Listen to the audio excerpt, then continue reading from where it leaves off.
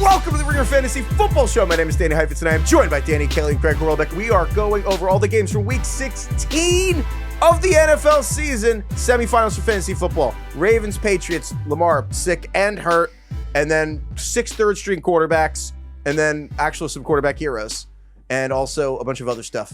So stick around, everybody. We have a great show for you tonight. Holidays are coming. Holidays are coming. Holidays are coming. This episode is presented by Chime. Bank smarter this season. Fantasy football is all about strategy. Well, here's a winning strategy for your money. Trade banking fees for fee-free banking. 1.5% cash back. Getting paid when you say, and a higher APY in your savings. That's a lineup that wins. Stop banking the old way. Bank smarter through Chime. Chime is a financial technology company, not a bank. Banking services and the secured Chime Visa credit card provided by the Bancorp Bank NA or Stride Bank NA. Members FDIC. Optional services and products may have fees or charges. Details at chime.com/fees info. With a qualifying direct deposit, earn 1.5% cash back on eligible secured Chime Visa credit card purchases. APY means annual percentage yield. Learn more at chime.com. All right. Sunday Night Football just ended. I don't even know how the Ravens ended up from winning before the 2-minute warning to somehow the Patriots having to kneel out too much time on the clock and Drake may having to waste time because they had such a lead. But the Ravens even blew our own minds with how much they could blow a lead so quickly. I want to get into Lamar getting hurt in a second, but DK, I just feel like Zay Flowers fumbling that ball instead of the 2-minute warning. I just feel like that's the Ravens season, maybe this era of the Ravens. The last few seasons, it feels like just Zay Flowers fumbling it away. Yeah. Or Mark Andrews making some crazy ass boneheaded play. You know, Derrick Henry fumbling week 1 of the season against the Bills. There we go. We got the Ravens trifecta tonight. Lamar being sick this week with the flu, then getting injured. On the most innocuous play, like, you know, this is like we always joke about. It's like, oh, that didn't look bad. He's probably out for the rest of the season. And then like he got kneed in the back or something, and it didn't even look bad at the time. It looked like he just fell down. So classic. I think I was mostly catatonic for most of this game, just because Lamar going out of that game lost me in my main home dynasty league. Lost me the game, so that was kind of tough. Yeah, this was the real nail in the fuck you coffin from Lamar for the fantasy season. I mean, the only thing I did notice is Drake May looked fucking amazing. That's about all I can take away from this game. Yeah, Drake May's awesome. Lamar, bizarre. I feel like if you had Lamar in fantasy like I did, your season just followed him. And your season was probably similar to the Ravens, where you probably started pretty good and then not like the Ravens. Oh, I guess they lost the first game, but you know what I mean. They went 1-5 to start. I guess that's true. But Lamar was playing well in fantasy, and then you were probably playing well. And then, of course, Lamar leaves. You're terrible. Lamar comes back. You're surging. He's terrible again. You're surging back. And then maybe you were in a wild card spot with Lamar in fantasy. And, of course, or in the semifinals with Lamar in fantasy because he was decent last week. And he got, what did he get? 5 points? Like 4 points? Yeah. 4 points before getting hurt. Just absolutely just stabbed you. Brutal. I feel like that was also just a larger extent the entire day for fantasy. And also just if you're watching, you don't even play fantasy. I mean, I counted, I believe I have this right. If you count Monday Night Football, there are 6 third-string quarterbacks who played this week. Third string? Like a lot. I'm counting a half. I'm not even counting backups. I'm not even counting Dylan Gabriel coming in for like a drive to replace Shooter Sanders. We'll get to the Chiefs guy whose name I already forgot. Chris Oladikin? Dude, that was... do we even want to do that now? I mean, no, we don't need to lead with Chris. What is it? Oladikin? We don't need to talk about him right now. Did you guys feel like the Ravens were ever going to win this game? Like, I don't know why, but it didn't matter how much they were up. I was like, the Patriots are going to win this game.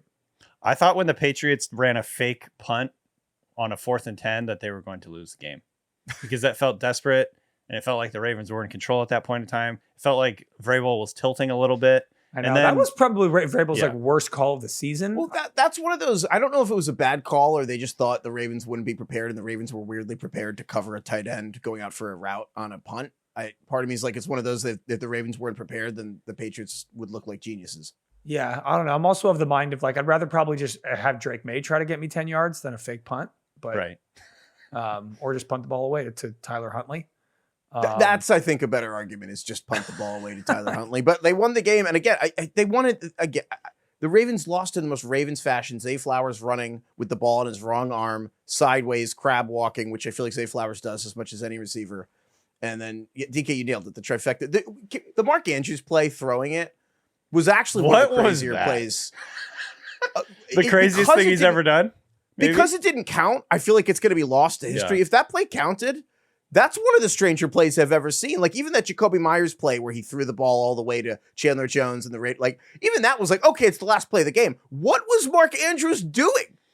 I mean, it was the type of play you see a quarterback make when like a pass rusher has the back of their jersey and they're just trying to throw the ball away and they like chuck it backwards 50 yards. But this was a tight end who had caught a pass and was running down the field. And all of a sudden he decided he short circuited. He decided he's going to like lateral it to his teammate and someone had a hold of him. So he like just chucked it. Was it a hook and ladder or anything like that or no? I don't think so. It was like run after the catch. It looked like he was planning to do it. I feel like it was either pure impulse. Maybe it was a design like Kelsey thing. I hope it was. Do you know what it really looked like to me? Did you ever like play Madden or any video game on a Xbox or PlayStation, and then you like try to learn on someone else's control, like someone else's system, and then you think that like what the R1 on PlayStation is something else on Xbox, and you're like, oh my god, I lateraled the ball like 40 yards sideways because I don't know the buttons. That's honestly what it looked like. It looked like a total it looked like a glitch in the Matrix. Yeah. Poor guy. Anyway, we that's should not even the talk best. about how great the Patriots are, though. I feel like because this was a pretty good statement win for them. I think is that what you, Craig? Do you think have you had enough greatness for the Patriots in the last 25 years? I don't know if I would call this a statement win for them. This Maybe was like a survive and advance. Like they should have won the game and they did. And this late in the season, teams are beat up, and it's like if you could just get a win, that's important. But I don't know. I think Stephon Diggs was fucking incredible tonight. That guy has recovered from an ACL tear after 30 years old better than anybody I can remember. He tore it week 8 since Christian Watson, RIP. Yeah, but I'm saying old. A guy over 30 years old, like Stephon Diggs at his age doing this and coming back. He tore it week 8 last year. He had 9 catches, 138 yards today, and is just still so clutch and just has such good game feel. And he's such a dick on the field in the best way. Like he's just like awesome. I feel like if you have him on your team, totally. He was great. I don't know. I still think with the Patriots, like. This game, I almost had them. I had them penciled in Fart or Shart because things were starting to smell a little bad. Yeah. And they pull out the win, so you can't really do it. But I think this game shows me. Travion Henderson also got hurt with he went out with a concussion. I'm like, this team is a little bit like the Bills to me, where it's kind of just the quarterback. And how much can Drake May pull this team forward through the playoffs? They've had a very easy schedule. If they have to play like back-to-back great teams, and it's just Drake May and a pretty mediocre kind of talent pool around him. I don't actually know if I feel like the Patriots are legit contenders. I'm curious what you think, DK. I think the Patriots, I still feel like they're probably the best coach team in the NFL in the combination of Mike Vrabel and Josh McDaniels, who I don't love, but he's clearly incredible at the coordinating job. But between him and Vrabel, I think this is the best coach team in the league. I mean, I'd rather have Sean McVay coaching. Sure. Yeah. Okay. It's the top tier. I think they're up there. They're up there in the top, whatever, the top third for sure. Top 10, maybe. I wouldn't say they're the best coach team in the NFL, but I mean, considering the players on the team, I do feel that way, but I will say, I don't think the Patriots are a Super Bowl team anymore, which I already was a little dubious of just because Drake May hasn't been there, but the injuries stacking up. I mean, so Will Campbell, the left tackle, he's hurt, but he might come back, but then Morgan Moses went out of this game, and then immediately Thayer Munford, his backup, immediately gets hurt. Travion Henderson gets hurt, and they're just stacking injuries on the offensive line, which was already, frankly, kind of a weakness. They can't really run the ball, but they win anyway. So, and then Ramondre Stevenson comes in and ends the game on the Ravens. So, and Ramondre looked good. Ramondre looked great. Good for Probably him. good enough for Travion to never touch the ball again. Cool. Okay. We have probably another decade of this Patriots team being great. So why don't we just move on to the other games here? Yeah. Winners. I can't remember in the entire history of doing the show 3 clearer winners than this week.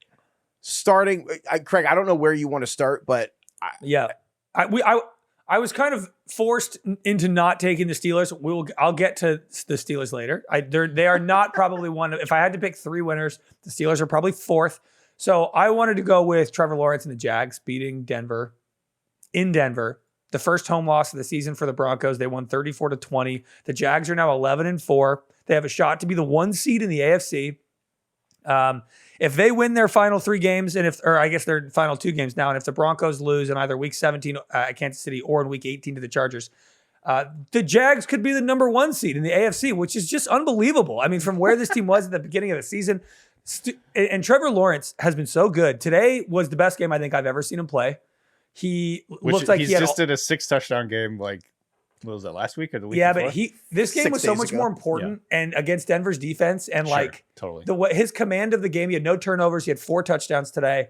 He just looked like all of the physical tools were finally, or like the mental aspect of the game was finally catching up with like how gifted he is physically. Mm-hmm. I thought he was almost perfect, and he really has been basically since their bye. So they had their week 8 bye. Since then, Trevor Lawrence is the QB2 in fantasy, only behind Josh Allen. They've beaten the Chargers, the Colts, and the Broncos over that stretch. Since week 8, he has 14 touchdowns and 0 turnovers. And, this is like, how long has it been? Is this his 5th year in the NFL? And now you're like, okay, how old is he? 26 years old? I'm like, I might be starting to believe now. The Liam Cohen thing seems to be working. The defense is pretty good. This is a roster that I feel like he can take forward and actually make a splash. I know, it's like, it's been a roller coaster for me this year with the Jags, because I think I came into the year, and I even said this on Bill's pod, that I'm like, I think the Jags thing is going to work finally. I think I'm actually finally ready to buy in. And then halfway through the year, I was like, I'm out. And then you know what? They've won 6 games in a row. And in that stretch, like Craig laid out, basically Lawrence has been the best quarterback in the NFL. In the 6 games that they've won in a row, he's number 1 in touchdown passes, yards per attempt, passer rating, success rate. He's number 3 in EPA per dropback. And I think vibes wise and just visually, he looks different. He has like a pep in his step. He has more confidence. He's more assertive. He's more decisive. He's got a little more swagger, I don't think, than I think I've seen from him since like college. Good like vibes, legitimately, momentum. Yeah, Edge. Totally. He's like, he finally feels confident, it seems like. I was going to say that, yeah. Physically, he's obviously so gifted. He's also running really well. Mm-hmm. He's got more rushing touchdowns this year than Bijan Robinson, Trevor Lawrence. He's got wild. 7 rushing touchdowns this year. That is shortlist stats of the year. Just nuts. But he's like at that. He's kind of like, when they're inside the 10 now, like he is as big of a threat to get into the end zone on his feet as any quarterback. It's like Josh Allen, him, and Hurts. It's also funny too. I think the story of the Jags is they started out, things were really hit or miss. It's like getting a car warmed up. Like it was just like they were sputtering to start the year, and then as they've gone along, everything has gotten, they've come together as a team. Like I'm actually looking at the receiver core now, and I'm like, this is a really good receiver core. They have too many good receivers now. Parker Washington was freaking awesome today. Mm-hmm. Jacoby Myers is established sort of just like that veteran leadership, just the foundational guy that's going to be there and catch everything. You still have Brian Thomas. They'll get Hunter back next year. And like, this is actually and then Brenton Strange has been really good at tight end. Well, so the Jaguars won this game 34-20. I want to talk more about Lawrence, but you mentioned Travis Hunter. Yeah. It's kind of funny. They don't need him. No, it's kind of really funny that they go in and beat Denver, and you're like, oh yeah, they're getting Travis Hunter back. Cool. And it's like, wow, when I watch this team, I don't think they need a wide receiver.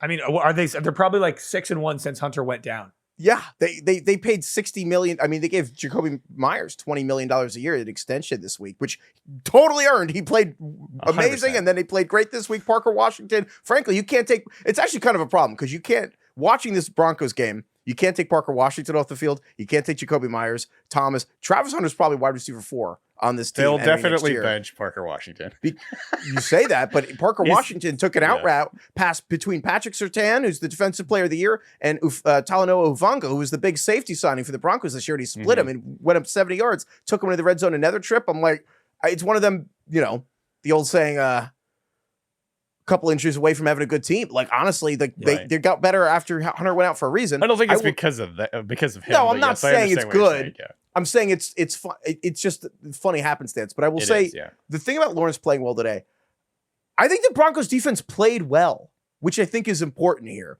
The Jaguars won 34-20, but I think both defenses in this Broncos Jags game played well, and I think both quarterbacks played well. I think the difference is Bo Nix hit open receivers. Trevor Lawrence hit covered receivers like all day. Like the touchdown to Parker Washington, he was covered. The touchdown to Brenton Strange, he was covered. Like, I mean, I just feel like over and over again, Lawrence was just making chicken salad out of chicken shit. He was ripping passes, man. And it just muddles the AFC even more, where at least like Denver was a team that you could be like, well, I guess they've won 11 in a row. What are you going to do? And now I'm like, I wouldn't trust any of these teams to cross the street, like in the playoffs. Outside of Josh Allen and the Bills, I'm like, do I trust Bo Nix and the Broncos? No. Do I trust Drake May and the Patriots? I don't think so. Am I trusting Jacksonville and Trevor Lawrence in the playoffs when shit matters? Still probably no. The Steelers, no. The Chargers, I don't trust. Texans? Texans almost lost to the fucking Raiders today. More than a lot of those teams, and I can't believe I'm saying that, but I do now. Because you know why? Because we've seen it for a month from Trevor Lawrence. We've seen it for a month. He has no turnovers in 4 weeks, which is 14 touchdowns and no turnovers over his last 4 weeks. DK, if you had to quickly power rank, we're gonna do a mini power hour right now. Sure. Power rank how much you trust the AFC playoff teams. How are you doing it?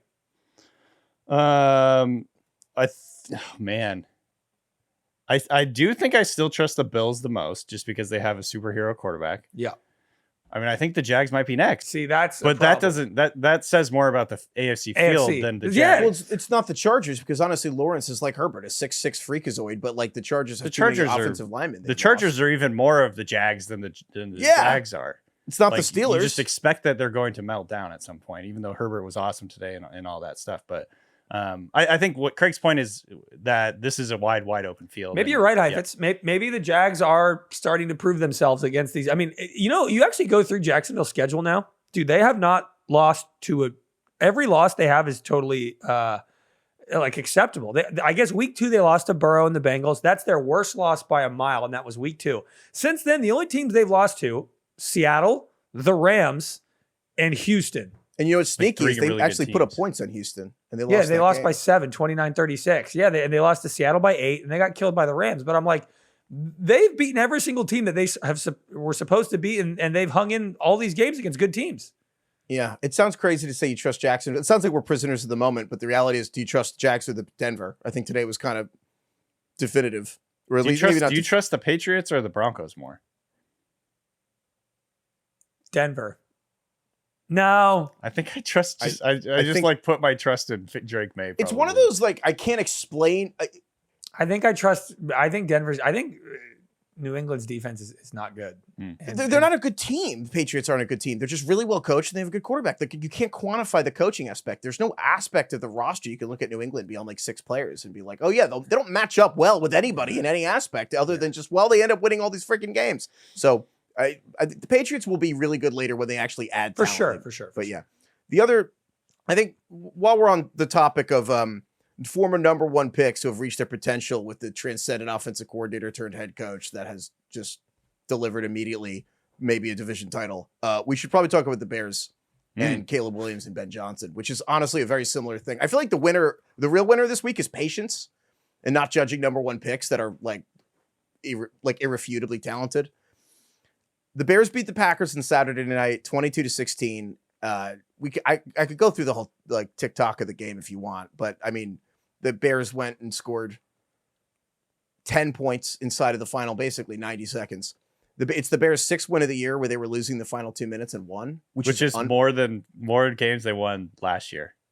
Yes, it is. Total, yeah. Yeah, in total. It's the most games anyone's ever won after trailing in the 2-minute warning ever. It's never happened before. Caleb kind of clutch. People say that's regression is coming, and maybe that's true, but I still think that the value of the experience of being in those games and doing that is worth whatever regression comes in the future. Like being in those moments and having that ice in your veins, that throw that Caleb made, the game-winning touchdown, is is that the best throw? Is that a top 5 throw in the history of Chicago? Is it the most important Bears throw in the 21st century? No, I guess they went to a Super Bowl, but I'm thinking about just how impressive in terms of skill and level of difficulty and how important the throw was. That's got to be pretty up there in the 21st century. Did you see too that when he let go of the ball and then put his hands in his pockets to watch the rest of the throws? Yeah, the ice. Yes, first was which one? Because you mean the 46-yard touchdown? I'm talking about the DJ Moore game winner. Was 46-yard walk-off touchdown in overtime. Just to set the scene a little, it was first of all it's confusing because there's a 4th and 4 touchdown he threw with 17 seconds left. That was with a zero blitz, pressure his face, 4th and 4 touchdown. Then they go to overtime, the 46-yard walk off to DJ Moore. Just so to your point, Craig, to take all context out of it, even with zero context, just a vacuum. That was the third longest completion in terms of distance in Caleb Williams' entire career. And it was literally with the walk-off game on the line in overtime versus the Packers. And you talked about Trevor Lawrence was hitting covered guys. Like DJ Moore was not wide open. Like he was blanketed and he put that ball right in his lap while getting pressured. I mean, that is as good as it gets. It was the whole drive too. It was anticipation throws to there was another throw on that drive where he, let go of the ball before DJ Moore had even turned around. So yeah, I mean, I think can't say enough about the late game heroics for Caleb. Again, he's done this a couple different times this year. And so that was really impressive. Did you see he went to some charity event today and he was wearing a cheese grater hat on his head? Well, I mean, here's the thing though. Caleb Williams, he was a Packers fan growing up, or at least he was an Aaron Rodgers fan. And in Aaron Rodgers, Caleb based his game on Aaron Rodgers. And when he was drafted by the Bears, I wrote for the Ringer, I wrote a column and I was like, Caleb is Chicago's chance at an Aaron Rodgers. And Aaron Rodgers, the whole joke was Aaron Rodgers owns the Bears. He's their owner. They changed his Wikipedia article. And then he went to the Jets and they couldn't beat Jordan Love either. And they were 1-17 in their last 18 games.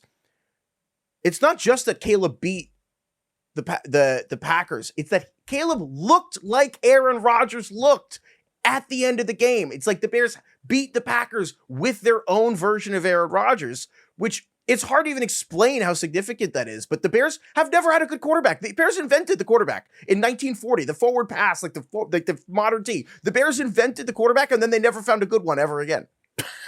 Until this week. Yeah, I think Packers fans would probably like for us to point out that Jordan Love missed most of this game because he got concussed in the first half, and then Malik Willis came in. I thought Malik Willis played really well, for the record.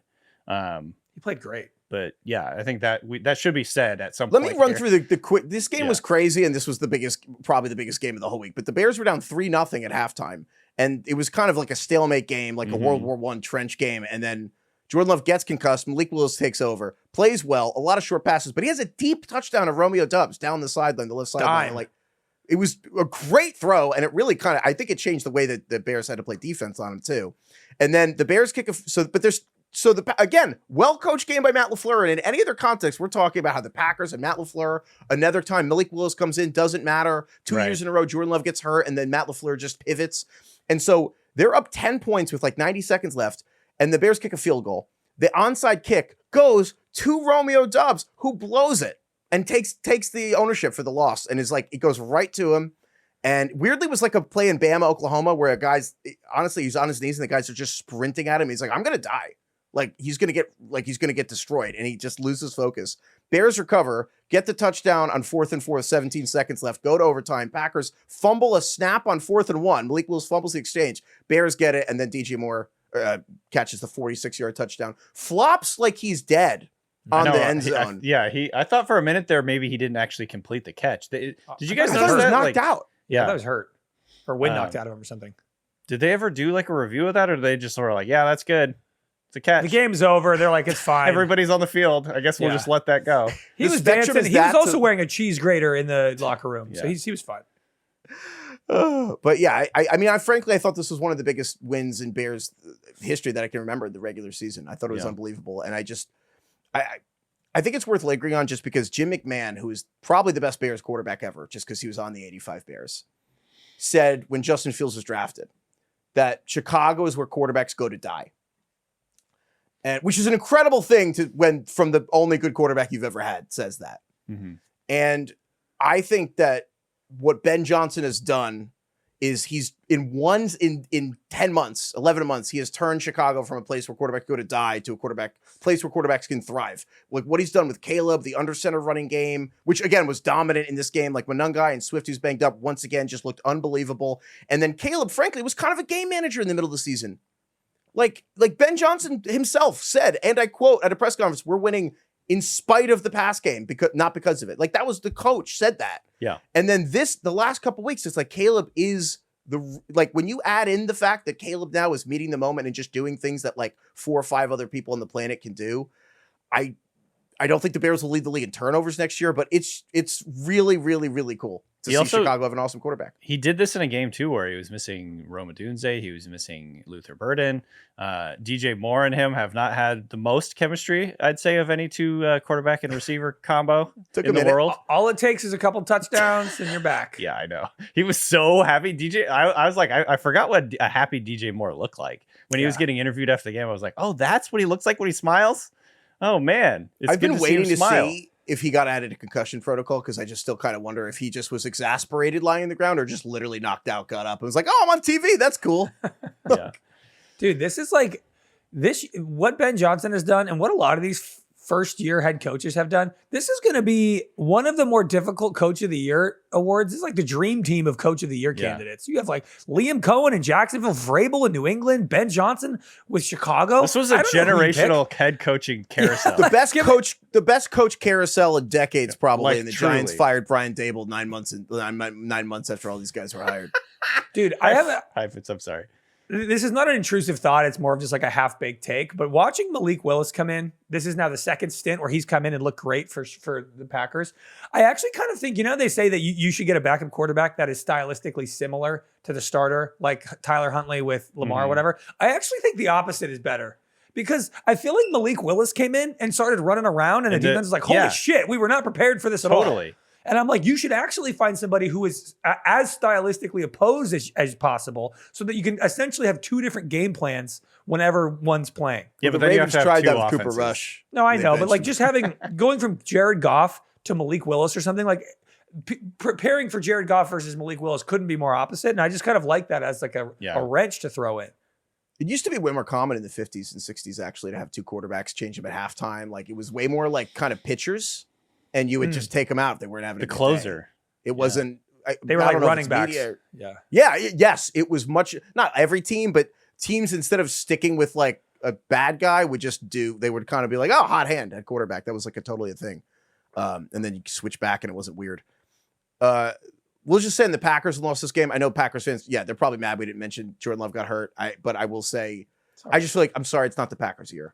Like if you just rank the Packers 6 most important players.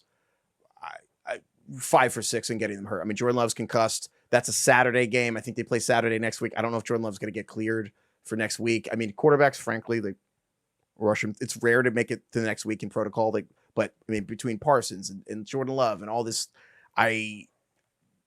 Super Bowl teams don't generally suffer as many injuries to their most important players in December as Green Bay has. I'm sorry. I mean, that's just like another reminder of like how much luck is involved in winning the Super Bowl every year. It's just crazy to me still what the Patriots did, what the Chiefs have done. Totally. Because injuries are just such a huge variable every year. It's like it can really just derail your whole season if like a couple guys get hurt. All right. We have to get to the main event here, which is DK. We haven't. The Thursday night game. Been edging DK. Okay, the Thursday night game. Yeah. How many whiskeys did you have after that game? I actually went for a run, Craig. I was I gotta get my nervous energy out. Yeah, and it was great.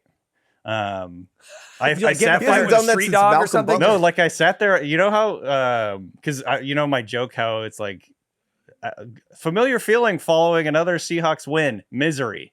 And this game was like the only time I could ever remember being like, well, not ever, but like recently and being like, wow, I'm elated. That was incredible. That was the most fun game I've ever seen. I forgot it felt like this. I couldn't remember what it feels like to be. So you went on a run? Did you like raw dog it? What did you listen to? No, Tell me about the run. I listened to music. I've been jogging lately, Craig. That's right. Yeah. Good for you. That's great. What'd you throw on? Like Meek Mill? Like, what are you listening to? I don't know, like dancey stuff, like dance floor stuff. Like, I don't know. A good mixture of different What eras, year was just the like dance floor? high tempo, energetic stuff. I'm imagining you sprinting like Ethan Hunt just down your street, shirt tarps off, just sprinting, perfect form, screaming at the top of your lungs. Yeah. You have Darnold's number painted on your chest. Yeah, so obviously the Seahawks won 38-37 in overtime on Thursday Night Football over the Rams. It was a huge win for the Seahawks because they took over the lead in the division. They are on track I think they control their own destiny in terms of getting the number 1 seed if they win out. Took the lead in the conference. They're literally 12-3. It was a huge game in terms of like playoff seeding and everything, because obviously the Seahawks lost the first game to the Rams. But I think maybe not even more than that, but like in addition to that, just slightly lower on the rungs of priority here, like it was a redemption game for Sam Darnold. And look, I still don't really like fully trust Sam Darnold. The team does not trust Sam Darnold. If you look at some of the play calling in this game, it was extremely conservative at times. It was like very clearly they were trying not to like ask him to do too much and fuck up, because I think he is a little bit, he has been a little bit rattled by this Rams thing. He lost to the Rams last year in the playoffs when he was playing for the Vikings in that disastrous game. He lost to the Rams this year when he threw 4 picks, and then he comes out in this game and throws 2 more picks. And it's like the Seahawks. But only one of them was to a defensive lineman at the goal line. Yeah, God. This just looked like and another the other one game. was a pick 6 or almost. Yeah, so it was terrible. Like honestly, halfway through the game, I'm just like, I was a little just distraught that like the Seahawks are this awesome defense, this great defense, and their quarterback is going to ruin everything. And then of course the Seahawks completely turn it around. It was one of those classic Seahawks in primetime weird games that Pete Carroll used to always pull out of his ass. It wasn't this was probably the best Thursday night football game ever. Yeah, possibly. The stakes, this literally flipped the conference. You could argue the results of this. If the Seahawks hold and get the number 1 seed, this is probably the most impactful game of the year, just because it's the difference between Seattle having home field or the Rams. And it's like the Rams, Matt Stafford's 36 with a back injury. Devontae Adams is 33 with a hamstring. Few teams' Super Bowl chances would probably use the bye just for the age factor more than the Rams. Now they got to go on the road, play an extra game. And then also, it was like the craziest game. Yeah. Well, the Seahawks had at one point, the Seahawks had, I think, a 2% win percentage. It was 30-14 with 13 minutes to go in the fourth quarter. I think Sam Darnold had thrown a pick. I could imagine like fans start leaving. Ernest Jones, the Seahawks linebacker, said the Rams were like laughing at them in the middle of this game. He was like all pissed off after the game and everything. And then Darnold threw a pick at the goal line when it was 30-14 with 8 minutes left in the fourth quarter. Right. So it was looking horrific for the Seahawks. Like, not only did they lose to the Rams twice, like this is where it was going at that moment. Not only had they lost to the Rams twice, they were not going to win the division. They're not going to whatever in the conference. They still were going to probably go to the playoffs. But Sam Darnold now is completely like fucked. Anytime he plays the Rams, he's just going to be in his head, all that stuff. Like that was what I was thinking in that moment. And then the Seahawks defense finally, and this is like, through the whole game, the Rams were absolutely just like moving the football. The Rams were awesome. They had over 500 yards of offense in this game. And I think they're the only team that's ever had 500 yards of offense and lost. 500 yards and no turnovers. No turnovers and lost. And so that's another just one of these like random ass stats that just tells you how improbable this game was. So anyways, the Seahawks finally get a fucking stop after the Sam Darnold pick. The Rams punt and Rashid Shaheed returns it for a touchdown, and then that like flipped the momentum of the game. All of a sudden it was like, oh, okay, things are going to get interesting now. They get a 2-point conversion, not the 2-point conversion that came later, and they get another stop, and then they score again, and then they get that crazy ass 2-point conversion. Should we get that over with? You want to talk about that now? Yeah, it was an insane play. Do Craig and I even go? Do you want to preemptively address it, or what do you want to do? I mean, like how much of a homer are you about it? I would say I'm not going to like get in a big fight with you about it, but I am a little bit a homer in the sense that like if you can tell me what rule they got wrong, that would be great. It is. They didn't get it wrong. Just explain for people who forgot. I don't think. Yeah. If you want to explain it, go ahead. Sure. It's really simple. Sam Darnold. I'm just going to do what happened. It's actually not simple, but well, this is going in the NFL casebook for the rule. Not explain. What happened is this: Sam Darnold threw a screen to his left on a 2-point conversion, and it was batted down. And then the teams are lined up to kick the ball off. Nobody on Seattle's really screaming about it. No one on the Rams are like the teams are lined up for the kickoff, and then Terry McCauley, the ref guy, comes on the broadcast and says, hold on a second, I think this might be good. And then they show a video of Zach Charbonnet with all the players kind of standing around, just picking the football up in the end zone. And they're like, I think this counted. Yeah, but McCauley wasn't the one who like got the review going. No, but he's in communication with the league office. Right. They But- told so, him like, they were looking at it. Cahoots, Yeah, if you will. No, they told him because they're helping out with the fucking broadcast. They told him Yes, they I were know, looking but at my it. point being is I can't stress this enough. Terry They McAuley were didn't lined up do for it. the kick, Sure. which I don't think that's ever, and this is, I think, essential. I don't think that's ever happened before where teams were lined up for the kick and they're like, hold on, guys, we got to review Well, this. no It's a play like scoring that play." has really ever happened. But Fine. like still, like that's just nuts. I think here's what I would say. I understand completely why people were freaking out about this. It was the weirdest fucking play. But in the spirit of getting things right, tell me what rule they got wrong here. Here's my problem with it. What rule did they get wrong? Everybody stop playing football. No, for like 2 seconds. Everybody stop playing football. Here's the deal. Here's the deal, Craig. Everybody stop This has playing. been a rule in the NFL for a long time. Here's where the whistle's homers blue. coming out. That doesn't fucking matter. It's the does. rule doesn't matter. By rule, Heifetz. Okay. What- Okay. what are you We're- doing? I don't want to do that because we're going to argue two This separate. is the rule. DK is going to say if this is the rule. It is the rule. Literally, he is correct, and so we're not arguing. Well, that. here's how I But would everyone like stopped rationally running when defend they it. blew the whistle. Heifetz, Yeah. here's how I'd rationally defend it.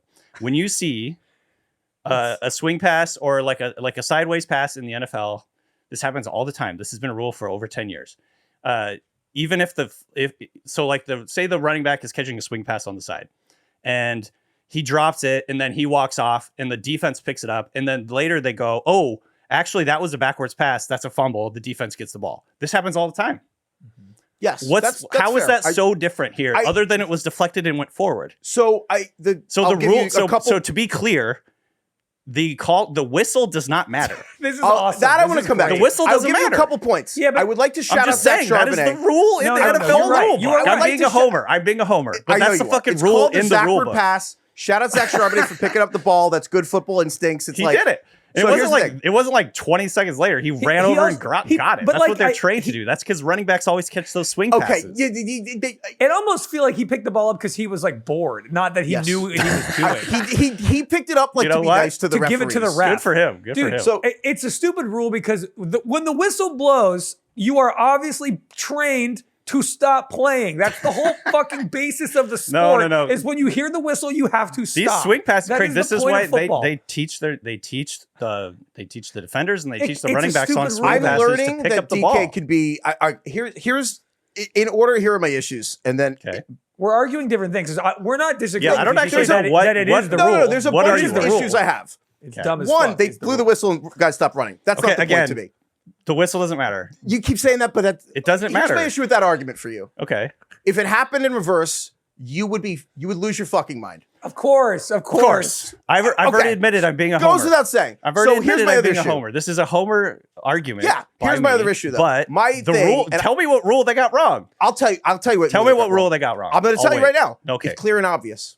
No, that's not the rule. It is. It's not. No, No, that's because not the rule. Terry McAuley watched it 9 times and said, "I think it's going backward." And then everyone. No, that's like this isn't the argument you started with. Oh, no, so now you're saying you don't think it was a backwards pass?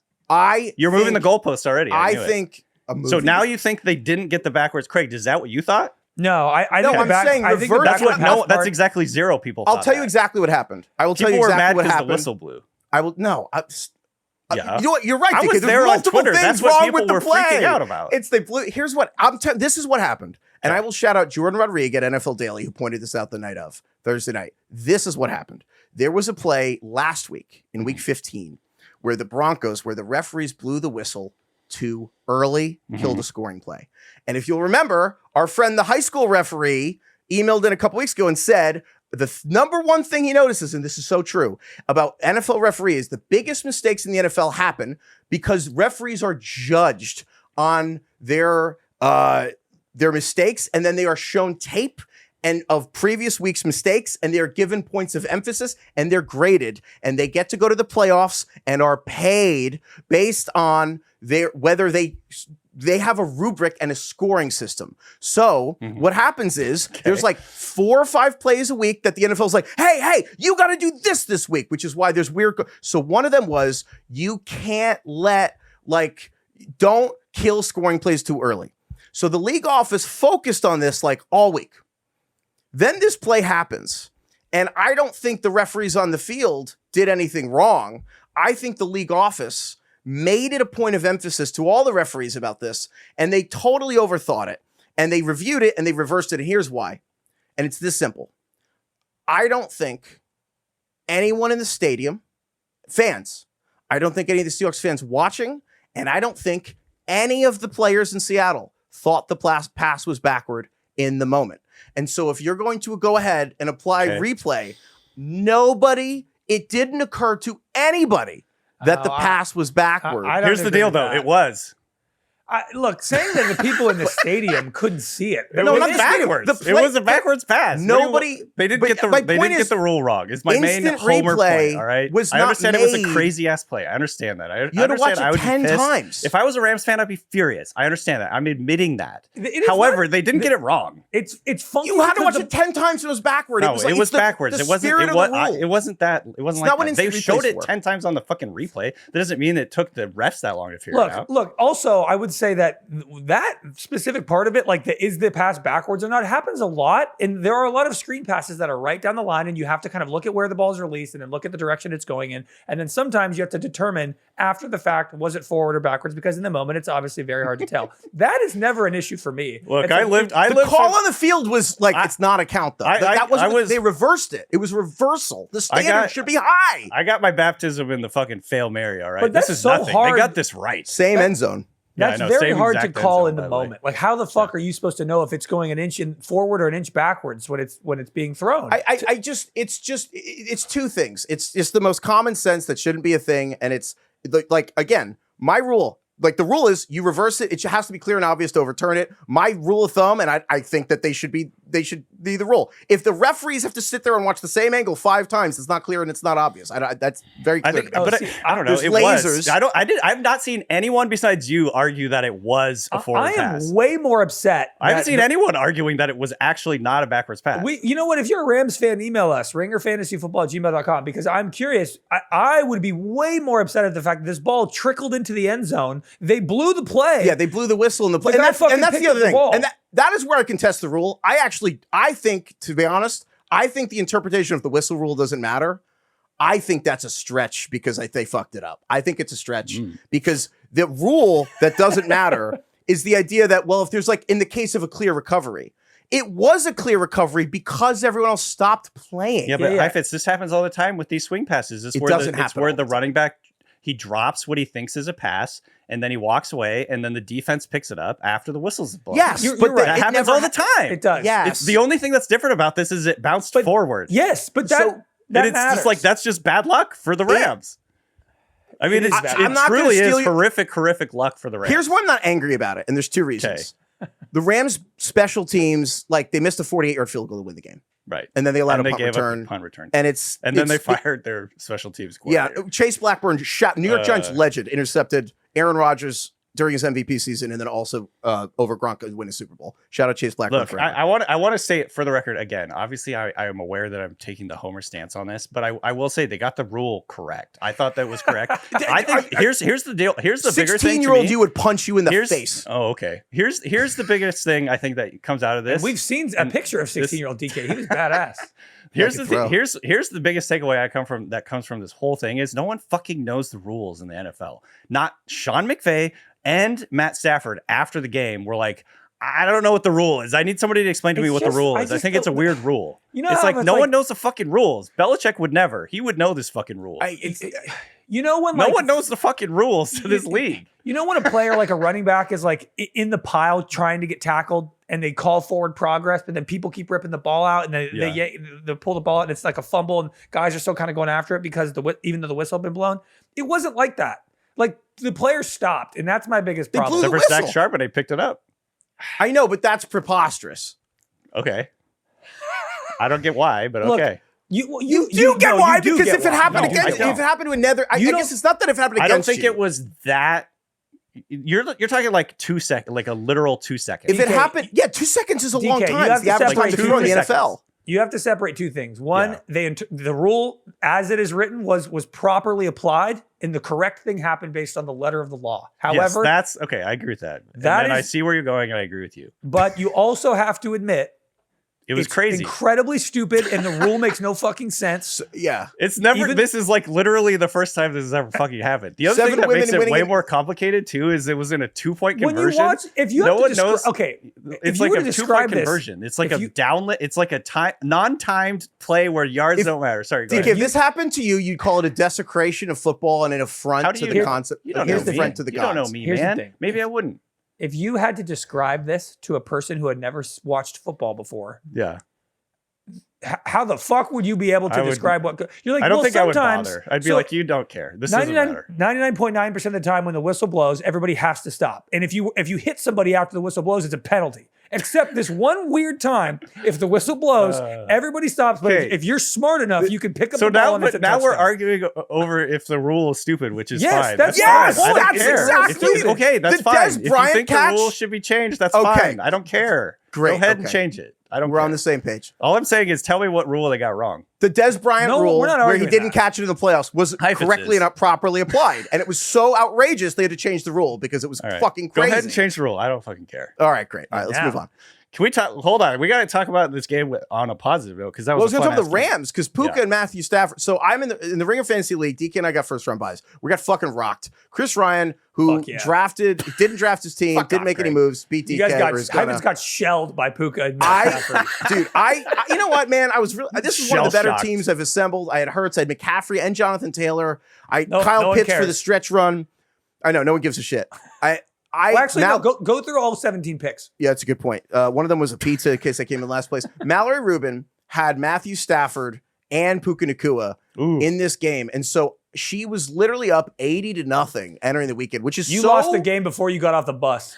Yes. Just didn't show up. It's unbelievable to show up and you know what's funny? It's exactly the spread I need from McCaffrey and Taylor. Now it was 80 points. Like literally just 80-0 entering the weekend. And it's so weird to just lose before you show up. And I think that's how a lot of people felt with either Puka or Stafford in the lineup. And you're like, oh, well, this is over.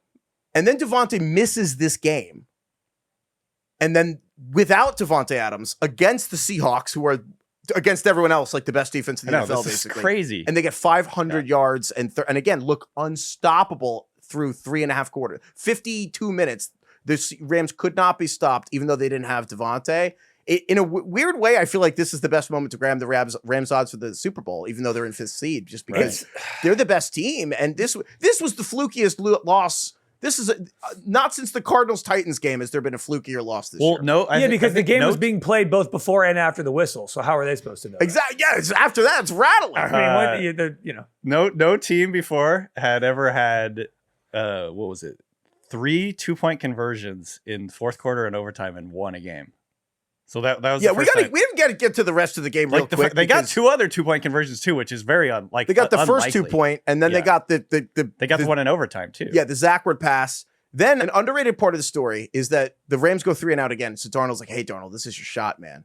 And so because that 2-point conversion made it 30. Also, it was such a huge deal, and we're yelling about it because it was 30-28 versus 30-30. That was the outcome of that 2-point conversion. So then Rams go 3 and out, and Darnold's like, "All right, this is your chance, man," and they go 3 and out. And then the Rams come down and they get like a 48-yard field goal and they miss it. And like, all right, Darnold, this is your chance, man. And the Seahawks go like 4 and out. And then the Rams come down and then and then Darnold gets another chance in regulation. This is your chance, man. Doesn't do it. He went 0 for 3 after that to take the game winning. Then they went to overtime and then he got it done.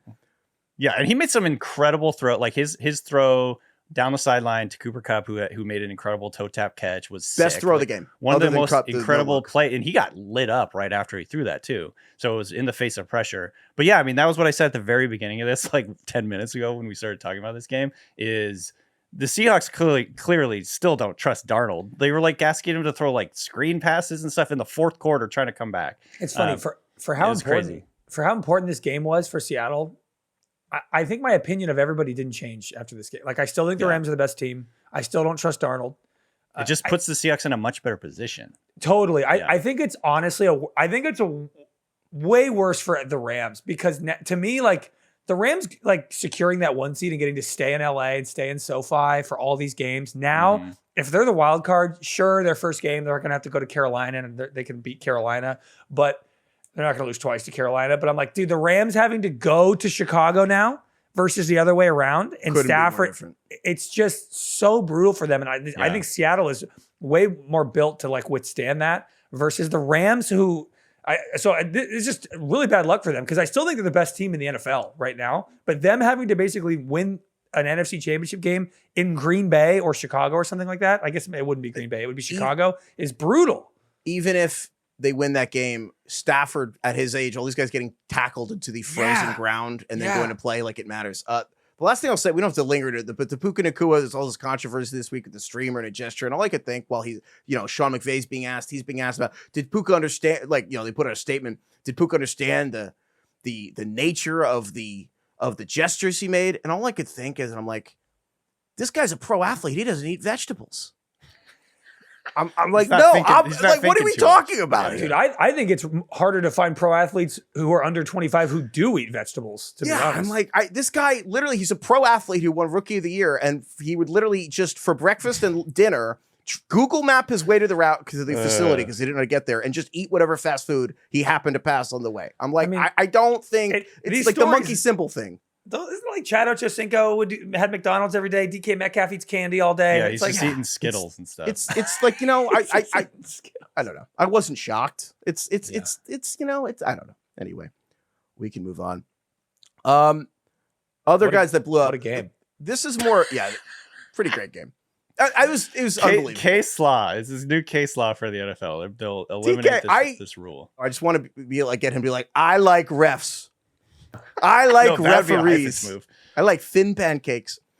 Okay, the other guy, this is also an Oppenheimer, but it's more of a fucking thanks for nothing, is Ashton Genty, who I don't know how many people were in the playoffs with this performance today. So fucking annoying. 30-something I have Ashton Genty battling for last place. 31 points, the number one running back on the day. Looked awesome. DK, you and we texted about this briefly, but you're so right that like every time Genty has like 5 feet of space, even a sliver of space.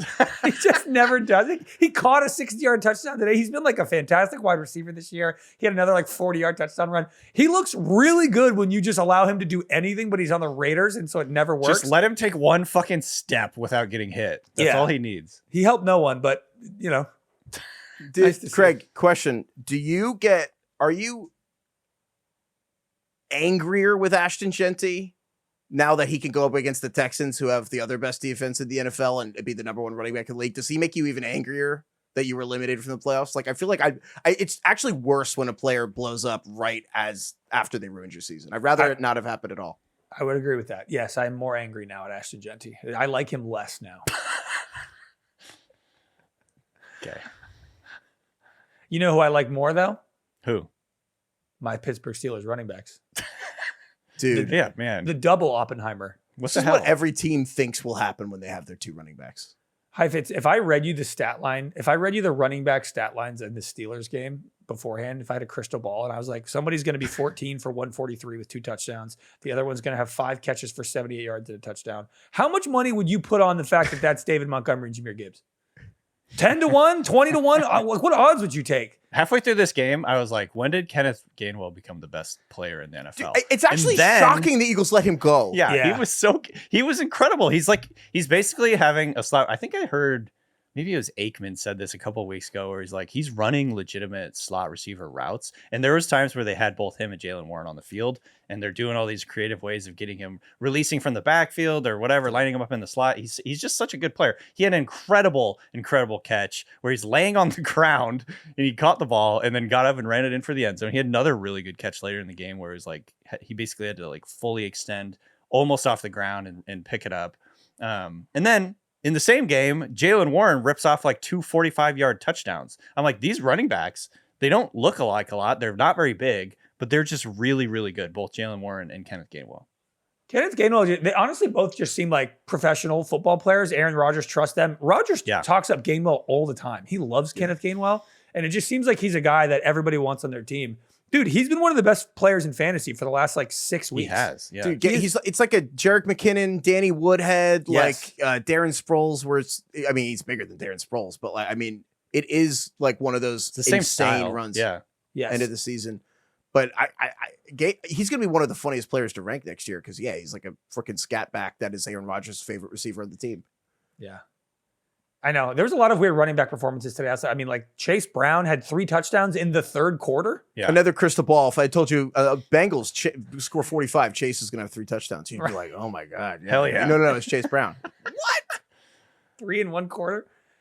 Yeah, but I mean, Bijan, James Cook went off. Big running back day. Yeah. I feel think like it's being a the big running running back backs, season. They swung they swung the playoffs today for sure. I mean, if Even you look Derrick at just, Henry. we can talk about this more. We'll do fantasy rewatchables and lessons. But if you look at just like the receivers today, Puka had 40, or this week, Puka had 40, Olave had 30, Parker Washington and Pickens had like 23. No one else had over 20. Like it's meanwhile, if you look at running back, I mean, it's just like overloaded, and sometimes it's random. But I just think running backs, we can go into it, but it's there were like 3 or 4 receivers that could have floated you this year, but there were a lot of running backs that have delivered. So it's been an interesting year. Running's back. Okay. I think we need to it's the holiday season.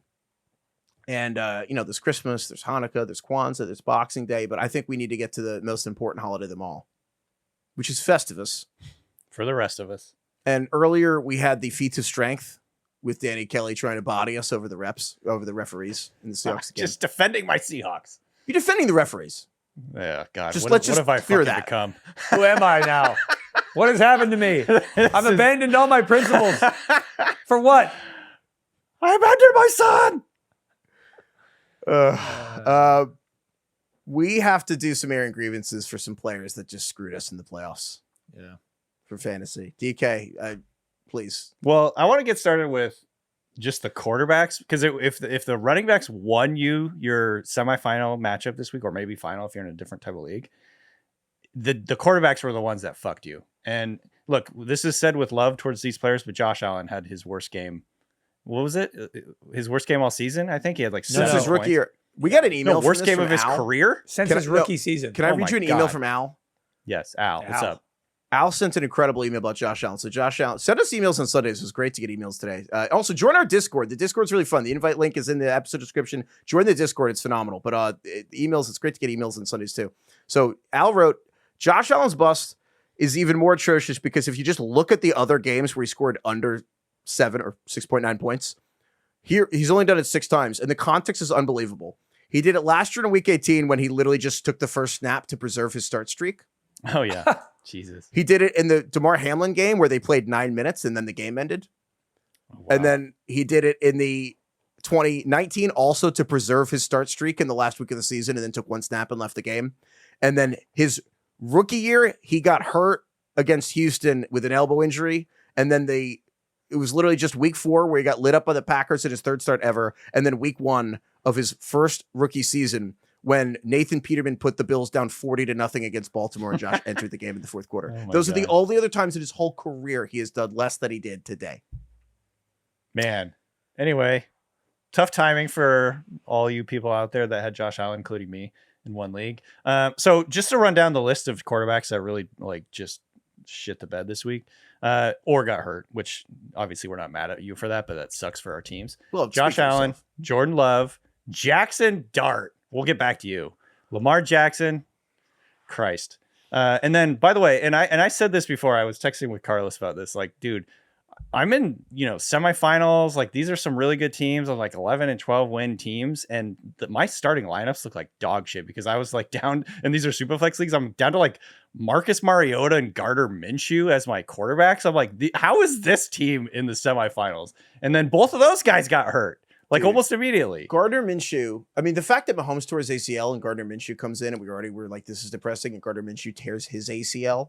And then they have Chris Olave. Dude, Craig hasn't seen Harry Potter. Spoiler, but DK, they had a Harry Potter where like Voldemort like just looks like just so decrepit. And it's like pathetic. Yeah. He's like, help me. I'm dying. And Harry's like, Expelliarmus. And then he dies. He's been splinched. Ron's been splinched. He's been splinched. Wrong. He's like, you're a wizard, Harry. You're a wizard, Harry.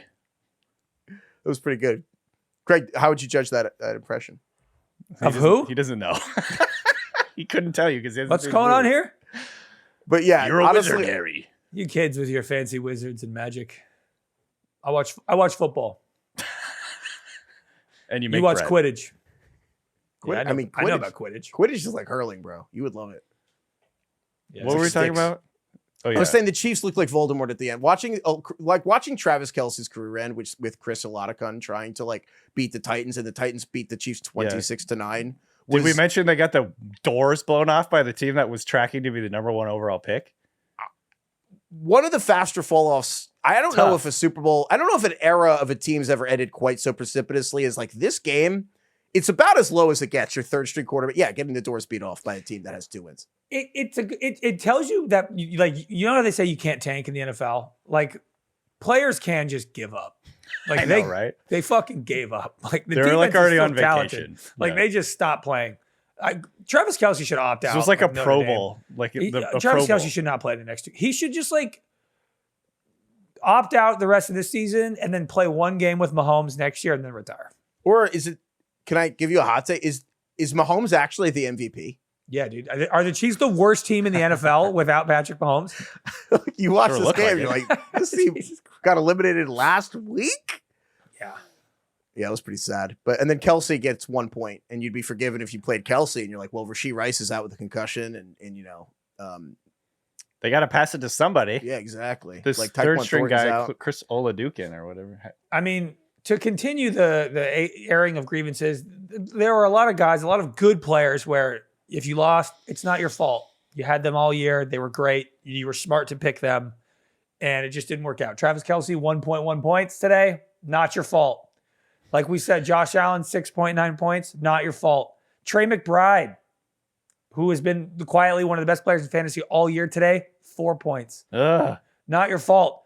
Literally the first time McBride had not had 5 catches in a game in like 15 games. Another tough one. Drake London came back maybe a little early off this knee injury, playing Arizona. You're like, Drake London, 4 points. Not your fault. You have to play him. Yeah.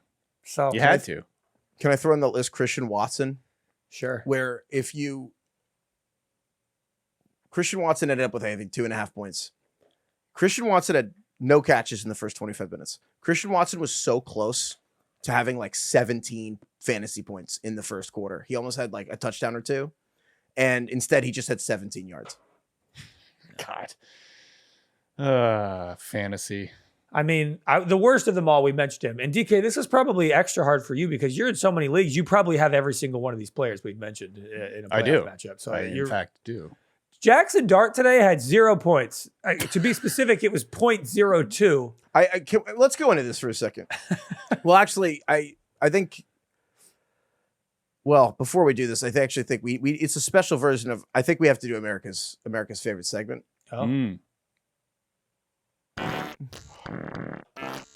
Ladies and gentlemen, Daniel Kelly. Danny Kelly. Daniel. Stop asking me. it's time for America's favorite segment. Ew. We need to get him some fantasy lactate. Fart Shart. Where? Okay, this guy's been farting all goddamn season. It's a funky beat. They were that was the Tom Tom Club beat. Oh yeah. Oh my god. That was too much. That was an abomination. That was genius. We're getting a little liberal with the legs here, folks. All right, tighten these down. We need Craig's like, this isn't modern movies. Get them back down to 90 minutes. Yeah, what is this? Knives Out? No, we need this to be sub 20. That was insane. The farts per second there were off the chart. That was a lot. I'm curious where they get how they always do the Ford or short, like the monster truck voice. Do they do that, or are they getting off like AI or something?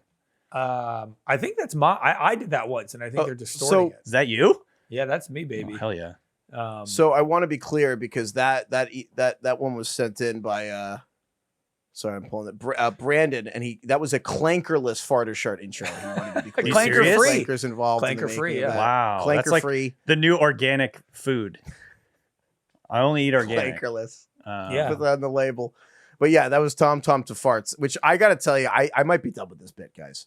No, stop. What? We're just getting started. I speak for a certain, not that bit, but it can't be that. That's too much farting. I'm I will uncomfortable. say people really, really liked the Yacht Rock version of the fart This is one, like the so book- let's yeah, get that was- creative out there. It was like And the this booger was eating. creative. They applied farts to the Tom Tom Club beat, so I don't want to shame people for that reason. No, it was very creative. And just know this: these are going to be on Netflix soon, so fucking get ready. All right. I want, I want less farts, but yeah, the more Yacht Rock. Okay. This is important. So, Danny Kelly, Mhm. the Danny. Giants lost to the Vikings and Max Brosmer today. They got broed. They got broed. The Giants lost 3 linemen, but Don't care. Can't lose to Brosmer. Jackson Dart looks a lot worse since Brian Dable left and was fired. So my question to you, DK, was Jackson Dart with his .02 fantasy points. Mhm. And as the long-term franchise quarterback for the New York Giants, do you think this loss today for Jackson Dart and the Giants, do you think this was a Jackson Dart fart or was this a Jackson Dart shart? A darter Shart. Dart or shart or fart? Look, we just got done preaching patience with young quarterbacks. Caleb Williams was an absolute fucking disaster last year. Dart has flashed a lot more than Williams did when he was a rookie, I would probably say. So I'm not going to say it was a Shart. I'm going to say it was a Dart. But I mean, the vibes are as low as they possibly can get with this offense right now. That was a horrific showing. I think we've seen enough highs from Dart that it almost doesn't matter what he does the rest of the season. Yeah, Okay, I mean, that makes me also feel he's like better. he's playing with nobody right now. So That yeah, makes me feel better because I got to tell you, watching him just be outplayed by Max Brosmer was one of the more humbling moments of my entire year. I will say he has not looked good since he got back. He has not looked good since Brian Dable was fired. Like, let's be honest. The Giants play the Raiders next week, and that's the loser's probably just going to get the number 1 pick, which is crazy. Oh, The Dart thing I have to just mention. So the Ringer Fantasy League, I had the first place in the regular season standings, and I kind of knew I was going to get a bye, but I had Sam Darnold as my other quarterback in Superflex, and I knew they were playing the Rams in Week 16, and I was like, I watched Darnold losing the Vikings in the playoffs. I watched Darnold throw 4 picks against his team like a month ago, and I'm like, I don't want to go into the semis and then Sam Darnold get like 5 points and I lose because of that. So I was like, let me make a trade, and I traded Craig Jamison Williams. I killed Heifetz, really. Yeah, so I could get Jackson Dart. And what's funny I about remember this, thinking at the time that was not a good trade for Craig. so Oh, really? Yeah. I had Purdy and Lamar. so No, but I thought you could have gotten more. Anyway, continue. Wow. So the irony is that If on Heifetz one doesn't hand- do that trade, he might win this week. yes, it's true. Thank you 100% for true. doing it. But what's funny about it is that I was right because 53 minutes into the Rams-Seahawks game, Darnold had 4.5 points. And then guess what? Darnold finished with 20. Jackson Dart had .02, which, fun fact, literally, Sam Darnold was 1,000 times better than Jackson Dart this week in fantasy. Oh. Tough. It was a savvy move by me. He had 33 yards passing. Dude, the first In a 16 whole plays, they game. ran 15 times. You know what the worst stat is? They were running the ball. You know what's crazy? The Giants first, I think, 18 of the first 19 plays, the Giants ran in Minnesota territory, and they got 3 points in the first half. Change Anyway, my last name to Presti. whatever. Yeah. 7 of 13 for 33 yards and a pick. 2 rushes for 7 yards. What was he doing the whole game?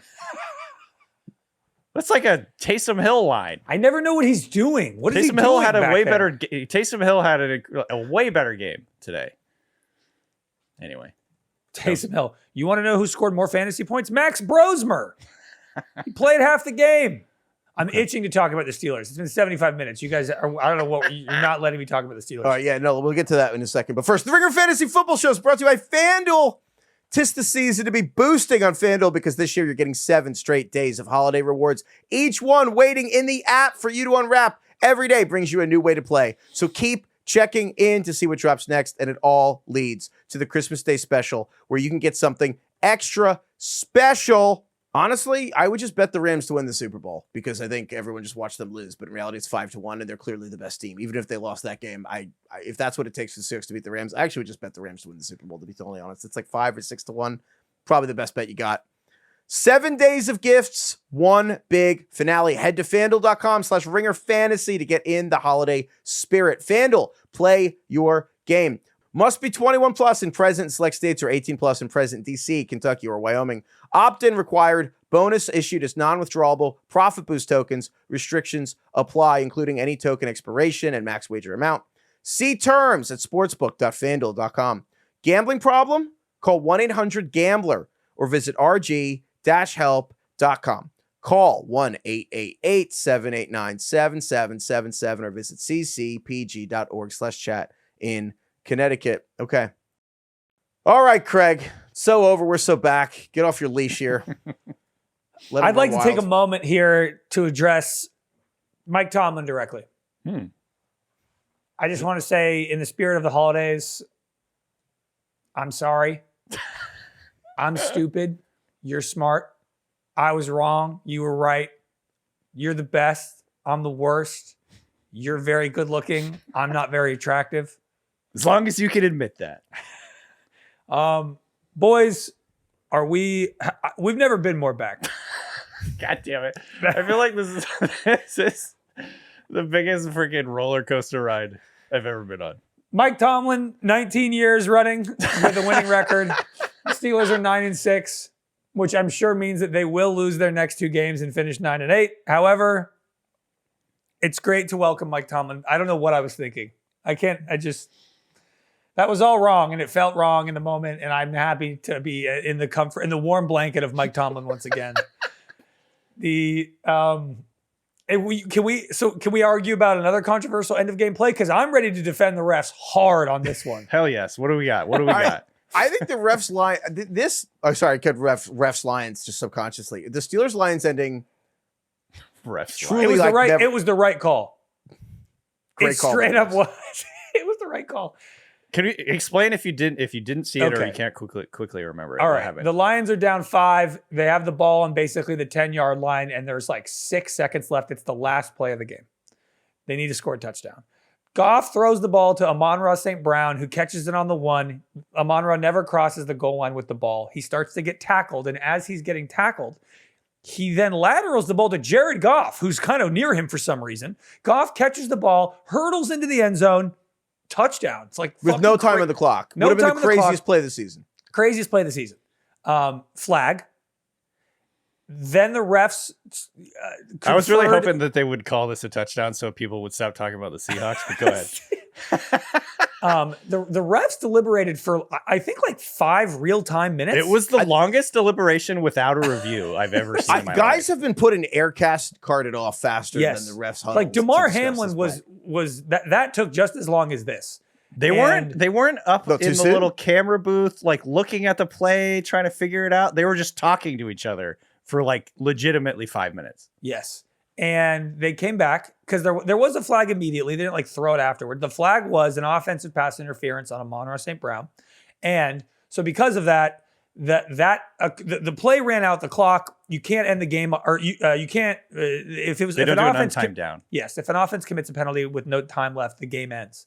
And so because with an offensive PI, even though they scored a touchdown, there's no time left. The game's over. The Steelers won, which is a great call because when you watched it, Amon-Ra pushes, I think it's Jalen Ramsey, like pushes him completely off of him. Like it was an egregious push off for him to get open to catch the ball. So they got it right. The best part is the ref goes, the call on the field is a touchdown, and the crowd loses their fucking minds. He goes, but it was an offensive pass interference. The game is over. He says, however, but I'll the give him literal credit. doctor. It's a He's gonna be touchdown. all right. Oh, see, I think he anticipated it. No, he because said it pretty quickly. He blew right through it. He went, the call on the field is a touchdown, however. So he knew. No, he I knew know. what was You're coming. right. You're right. It's funnier my way though. Yeah. It's funnier my way. I like it better my way. I think that this game, that call was the most blue balls ending you could possibly have for a football game, where the referees are like, okay, so yes, that was a game-winning touchdown scoring lateral to the quarterback. However, there was a flag and then their game's over. There were some people, Craig, I will say, that They lose. were saying that it wasn't that egregious of an OPI. I agree with that. No. I think the standard Many people are saying. the standard of flags, there is a very high bar for flags to come out on contact. I know the in the final end play, zone. it's looser on the final play. I get that. It just is. This was not a And- Hail Mary. This was like a route that he put. It is why he was open. It's because he threw the guy off of him. Well, it's Jalen Ramsey, but also I think Yeah, it was, but, like- wasn't it kind of like a ball don't lie situation too, though? Because he was like very clearly stopped in his tracks for Yeah, but like, they scored. He lateraled it. no, I know, but like his forward progress was stopped for like a full 2 seconds. Yes, that was. I was also It like, was like, you know, I ran the tape back 10 times, praying I heard a whistle, which I don't think did. I don't think they. No, blew 'cause it was the whistle. last no, play they of the didn't. They game, actually and that called was- it a touchdown. Yeah. And again, there was a point of emphasis this week to let plays run, which is why those refs were in trouble, is because they fucking whistled the play dead on the 2-point conversion. Not that that's there. This was just crazy. Watching this live was I it thought, was I actually thought for sure insane. the Lions were going to win. I couldn't believe they didn't win. Oh, me too. yeah. Football is so funny where they literally need a team of fucking lawyers to huddle after every goddamn player. They're like, what do we say to The everyone? rule book is like 100 pages. This No, isn't in the before. case book. Uh, Bylaws. It would have been like one of those really crazy ways for the Steelers to lose because Boswell just shanked that know. kick. Like, what? How often will that happen? Another No. I hate fantasy so much. It's like a 34-yard kick. Yeah. Stashing Chris Boswell because I was like, this Steelers-Lions game, Boswell's going to have a bunch of field goals. And it's in a dome, and I'm not going to have to worry about getting a kicker in the middle of December. And then he fucking doinks a kick, and I'm like, I hate fantasy. And I never. Do you wanna play think- ever again? The hold was kind of bad. real question. And I know that there's like dudes all around them and like trying to like, you know, lobby for whatever they think happened. Do you think the refs, the reason it took so long is because they were like, how are we going to get out of this, They're like, guys? are we really doing this?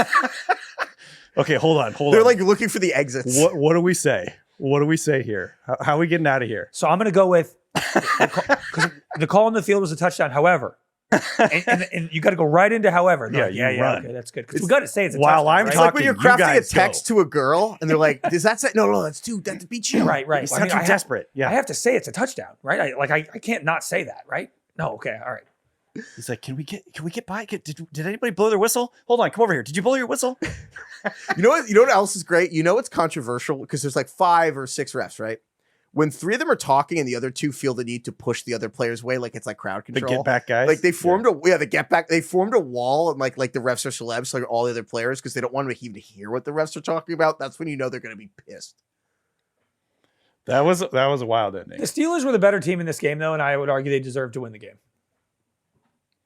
I thought for sure the Lions were going to win, though. Oh, a million percent. Oh my god! It felt like just inevitable almost. That would have been their 3rd straight touchdown drive. They had Yeah. two straight. They were the 4th quarter. They were moving the ball. So at will. Slav almost had that game winner. Yes. I would argue they had 4 touchdowns in 3 drives because they scored a touchdown 2 plays earlier that was called back that Amon-Ra knew immediately was Because a of the pick pick play. play. Yeah. I have to say though, I'm so mad every time a receiver like touchdown, cool. Offensive pass interference, you usually know exactly what happened because it's like anytime it's OPI in the end zone, it's because they pick play and it's like a receiver ran a crossing route and it always infuriates me because it's stop trying to block. Like this happens every week. A I know. receiver like tries to like hit the defender to throw a pick, and I'm like, They were pretend saying like you're getting the I ball. know. Why are they you were trying to doing say this? it was within a yard, which I don't know if it was or not. By the way, I they do the pool report at the end where they interview one of the referees. I can't remember exactly how it works, but they like explain some of these big calls.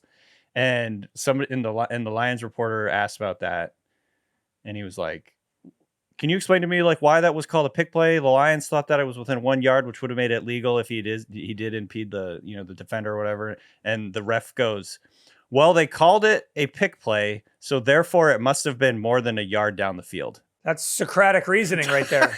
So Well, it's the like NBA ruined this for everybody because the NBA we actually used decided to, to do the reports. review our pay, and we decided it was right. Well, it's that way because that's the way it is.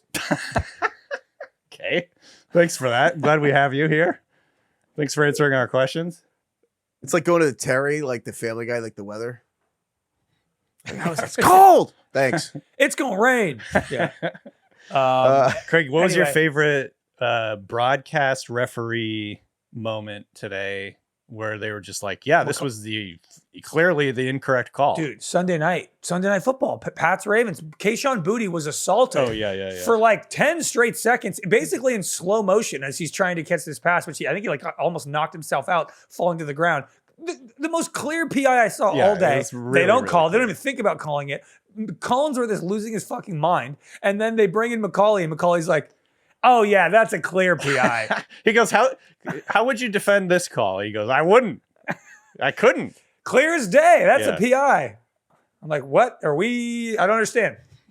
Don't get how that. Craig's whole corner now in this podcast is just the fucking referee announcer guys that come on. That's like your whole corner. I fucking. But when they say that the Steelers game's right, then you're just throwing. I think it's like the weirdest wrinkle that they've added to the broadcast. You're like, what am I supposed to do with this? Is these refs coming in, these experts who just are constantly telling us that the refs on the field are incorrect. And But you forget what it was like to bizarre. just find out that it was a bad call like days later, and you're like, what the fuck? That's way better. Than It's bliss. bringing it up in the moment. You're just like, well, then what is all of this? if it's wrong all the time, and the refs can't even agree, what are we doing? Now you're asking questions you It's want. like the Wizard of Oz. I don't want to Yes. know. Craig, don't ask these questions. Stop looking behind the. Stop showing me behind the curtain. How is it better for the NFL if Macaulay's like, yeah, they blew that one? I don't understand. It's definitely not. It's definitely not. Anyway, if the Steelers beat the Browns next week, they're locked into the playoffs. I was gonna say. I mean, this is talk about so over. I think Week 18 is so over.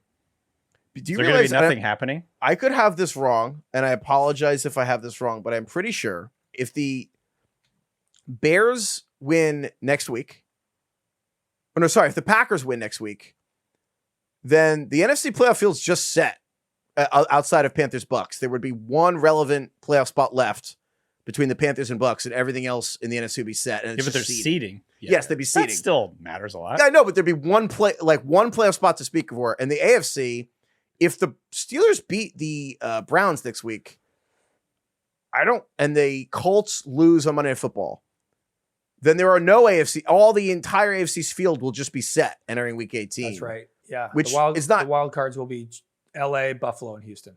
So again, there will be seeding. The one seed would be interesting, which maybe that's better in a way because instead of shitty teams vying for a wild card, you get to watch good teams play for a one seed. Maybe that's actually better. Even But though it's- Denver, the I Seahawks believe play the Denver plays 49ers. the Chiefs. So Denver's going to be playing fucking. Well, Chris- that's on Christmas.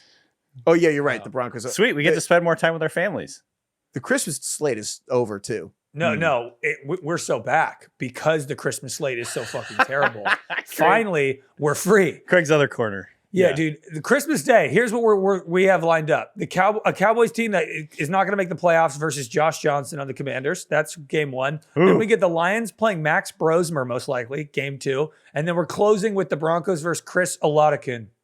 That's the 3-game lineup. Enjoy your time with your families, This baby. is like go home to your wife almost. Yeah. Go spend time with your family. This is erotic to me. Christmas Day. Love it. This What are you going to do, Craig? Take Dude, that, this- NFL.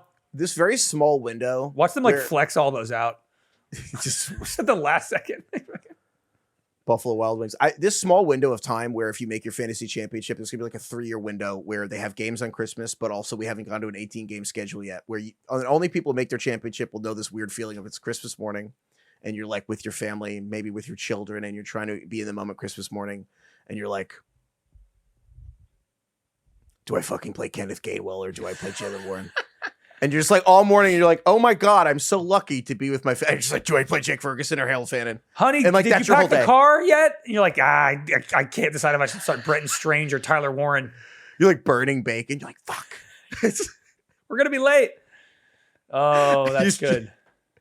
The other what else is new? We're disrespecting the Carolina Panthers, but the Panthers are so back, and so is Bryce Young. I like Panthers that are we talked back, about baby. rehabbed number 1 picks, and then we did Bryce Young an hour later. I've given up and come back to the Panthers more times this year than Craig's given up and come back to the Steelers, I think.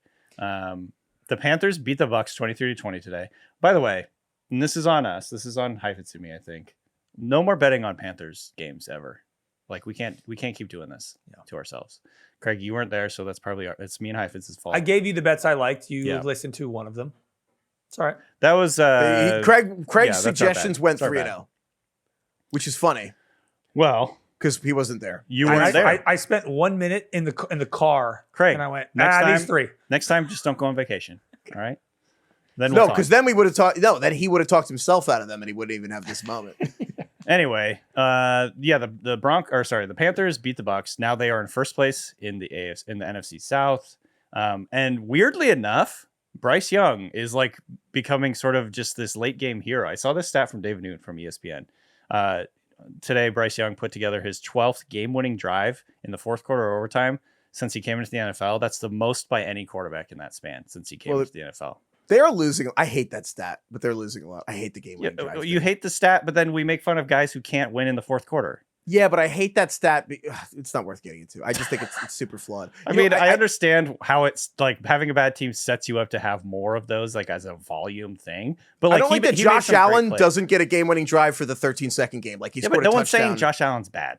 I know. I know what you're saying. I know what you're saying. I think, but yeah, it's weird that Bryce Young, when he's not giving you the ick and being like a middle school child on the field, is actually back with his mojo and winning games all the time. Right. It's just confusing, is what I'm saying. And you know what? It deserves credit. Also, the Buccaneers, absolute fucking collapse. What's going on there? This team is they've lost, I think, 6 out of the last 7 games. Baker Mayfield is terrible now. He's hurt, man. I know, but like, why is he playing then? He's fucking terrible. Get somebody else out there that's not hurt. You lost 6 out of 7 games. Tricky. That was going to be my farter Shart, so we just stepped on that, but that's fine.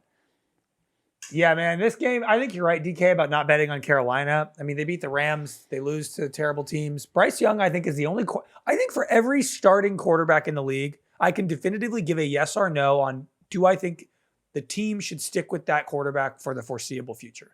Like, you can go through them like CJ Stroud, yes. You know, like Tyler Shuck, I would say no.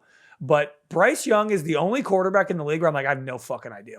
Well, on this I note, don't know. Can we remember something for the playoffs? I've said a lot that every team in the playoffs could beat anyone on a given week except the Panthers. Panthers are going to win the NFC South. They're going to beat the Bucs in Week 18. The Panthers are going to win the NFC South. They're going to go. We're all going to be mad about it, and we're all going to say, "Well, this is the easiest team to bet against in the playoffs." Guess what? The Panthers are going to win that fucking game. The Panthers are going to win that wild card round. Every time you count out a division winner, they give it a game. And I'm not. Maybe they won't win, but I don't want to bet against the Panthers because you know why? Everyone in the world will bet against Carolina in round 1. It's going to be one of them like 90%, 10% splits. You know what they're going to play, right? The fucking Rams. I'm not. The spread's going to be 10. And I'm going to take it. And I'm saying the Rams could win, but it's going to be like, I refuse. Because you know why? Every year we're like, they have no chance. It's like the Taylor Heineke Washington team almost beat Tom Brady and the Buccaneers. Yeah. And they were 7-8-1 or whatever. Yeah. Like it always got this. The Marshall Lynch Beastquake was the Seahawks. Play for different reasons. They're not like super hot or anything.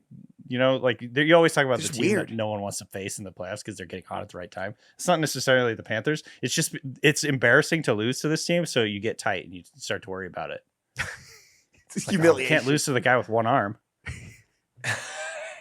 You just like, you can't, they're just like a dog that the owner's like, I don't know. Sometimes he just doesn't like some people. Like you just kind of, you don't know what they're going to do. What an analogy. That's really funny. Yeah. How'd this fucking team beat the Rams and then lose to the Saints? I don't know.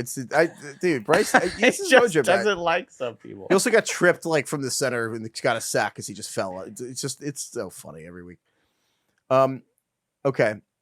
Intrusive thoughts? Craig, you got any? Justin Herbert, I feel like should be more in the MVP conversation than we are giving him credit for. We do the Josh Allen, like, man, he's the whole team argument. Justin Herbert is the whole fucking Chargers team. And that guy is dragging like this team. line. Yeah. Like, this guy's got one hand. He runs like Josh Allen now. He's unbelievable in every game. He gets the shit kicked out of him. He has the worst offensive line in the league. And he's dating Madison Beer. Sure, toss that in. Tired. Sure, all that. Absolutely. I mean, he's got no sleep. Sorry, go ahead. No, I just am like, I don't know why we don't give him the credit that we give some of the other Josh. Like he is closer to Josh Allen in terms of what he is doing for his team than not. He broke his hand. He got hand surgery. He played on 6 days' notice, and now he's 2 weeks out from hand surgery on his other hand. He's like stiff-arming guys in the face with his broken hand. He broke his hand and then has won every game since. Can they technically still win the division, or is that out? Yeah, they can. They're only one game back. Yeah, the Broncos have to lose to the Chiefs next week on Christmas, which suddenly feels damn it impossible. Yeah, well, I'm with you, Craig. I think it's number one. He's on the Chargers. You know, it's just a thing, and he's kind of derpy. I don't know. Yeah. No one wants to acknowledge that. No one wants to just talk about the Chargers being an MVP. My intrusive thought this week. Did you guys see that the Steelers-Lions game, that final drive, there was a tripping penalty? Yeah. My intrusive thought was, why can't you trip people in football? I have that written down as well. You guys are pro tripping? This is football. Yeah. I can't trip you. I can blindside you and knock you out, and I can't trip you. Well, I don't think you can really do that anymore. Okay. You know. It's kind of like they You can call it run every full time, speed Craig. and tackle people in their solar plexus. They but call it you, if it stick your looks leg bad out- at this point, Craig. Yeah, fair. Still, we're talking about the most violent game in the world, and you can't trip somebody? It is kind of weird. It is kind of weird. I'm with you. Tell- Why like- can you not trip someone? You can It's literally run full it's a speed. it's a safety thing, right? This is football. getting It's a kicked in the safety thing. shins. That's by far the safest way to bring someone down. Like they're like, you can't land on a quarterback. They're bobbing you. Jared Goff is just running, and then Highsmith just sticks out his leg and just trips him, and he just falls to the ground. And they're like, no, that's dangerous. Like, It's stupid. that's the dangerous part of football. It's the tripping. You can approach a quarterback's blind side, shoulder into the spine, and drive him into the ground. Maybe not the driving into the ground part, but like you can still blindside a guy fine, and you can't trip anyone. I ran this by Carlos earlier, and Carlos was like, "Well, you allow tripping. That's a slippery slope." To what? Tackling? That's what I said. What's next? They can tackle you? Yeah, I just feel like It's- you should but be allowed when to you trip. put it in the same category, not that I actually really care about this, but when you put it in the same category as like the face mask and the what you call it, horse collar and things like that, No. where it's like a That's safety for your issue. spine. It's for your head and neck. You gotta face protect the mask. That's so you don't shins. die. The shins. Just get kicked in the shins. Wait, it's like a razor scooter. I just don't really understand why some guys. It's like the mime. The mime just. just taking a razor scooter to the shins. We can't have this on the football field. I just don't. It's like if somebody's running, you're allowed to grab their ankles and basically lasso their ankles together as they fall to the ground, but you can't trip them. Isn't that It's one of just those, like, aggressive tripping? I think it would genuinely is just like, I'm sure maybe there's injuries that could happen, but I feel like it's more like it wouldn't be very entertaining. Also, you can trip with your arm. You just can't trip with your leg. Yes, that's what's so weird about it. Like if you're on your hands and knees and a It's running back is running past you, Craig, you it's can reach out dishonorable with to your trip arm. with your feet. You can It's reach out with your arm and dishonorable. swipe their legs. That's Why fine. did they make this rule? Derek actually? Class would say it's dishonorable. Maybe it leads to kicking, but maybe leg whipping. I don't know. Let 'em kicking, but- kick. Why can you But just mostly- you can just go kick? You just go. Sorry, you can't just go kick someone in the balls. I know. It's just funny that like just the way it happened to So why Alex can you Highsmith kick him in the tripping Goff, shins? He just fell down. I'm like that. It's like it's the lightest and least violent form of tackling possible. I agree. I also had it written down. Maybe as my they intrusive took thought. it out of the they took it out of the rules because it was too silly. You got guys Whimsical. tripping. You should be able to jump kick people. Who cares? I was thinking, you know what? If they allowed trip, I started thinking a lot about tripping People.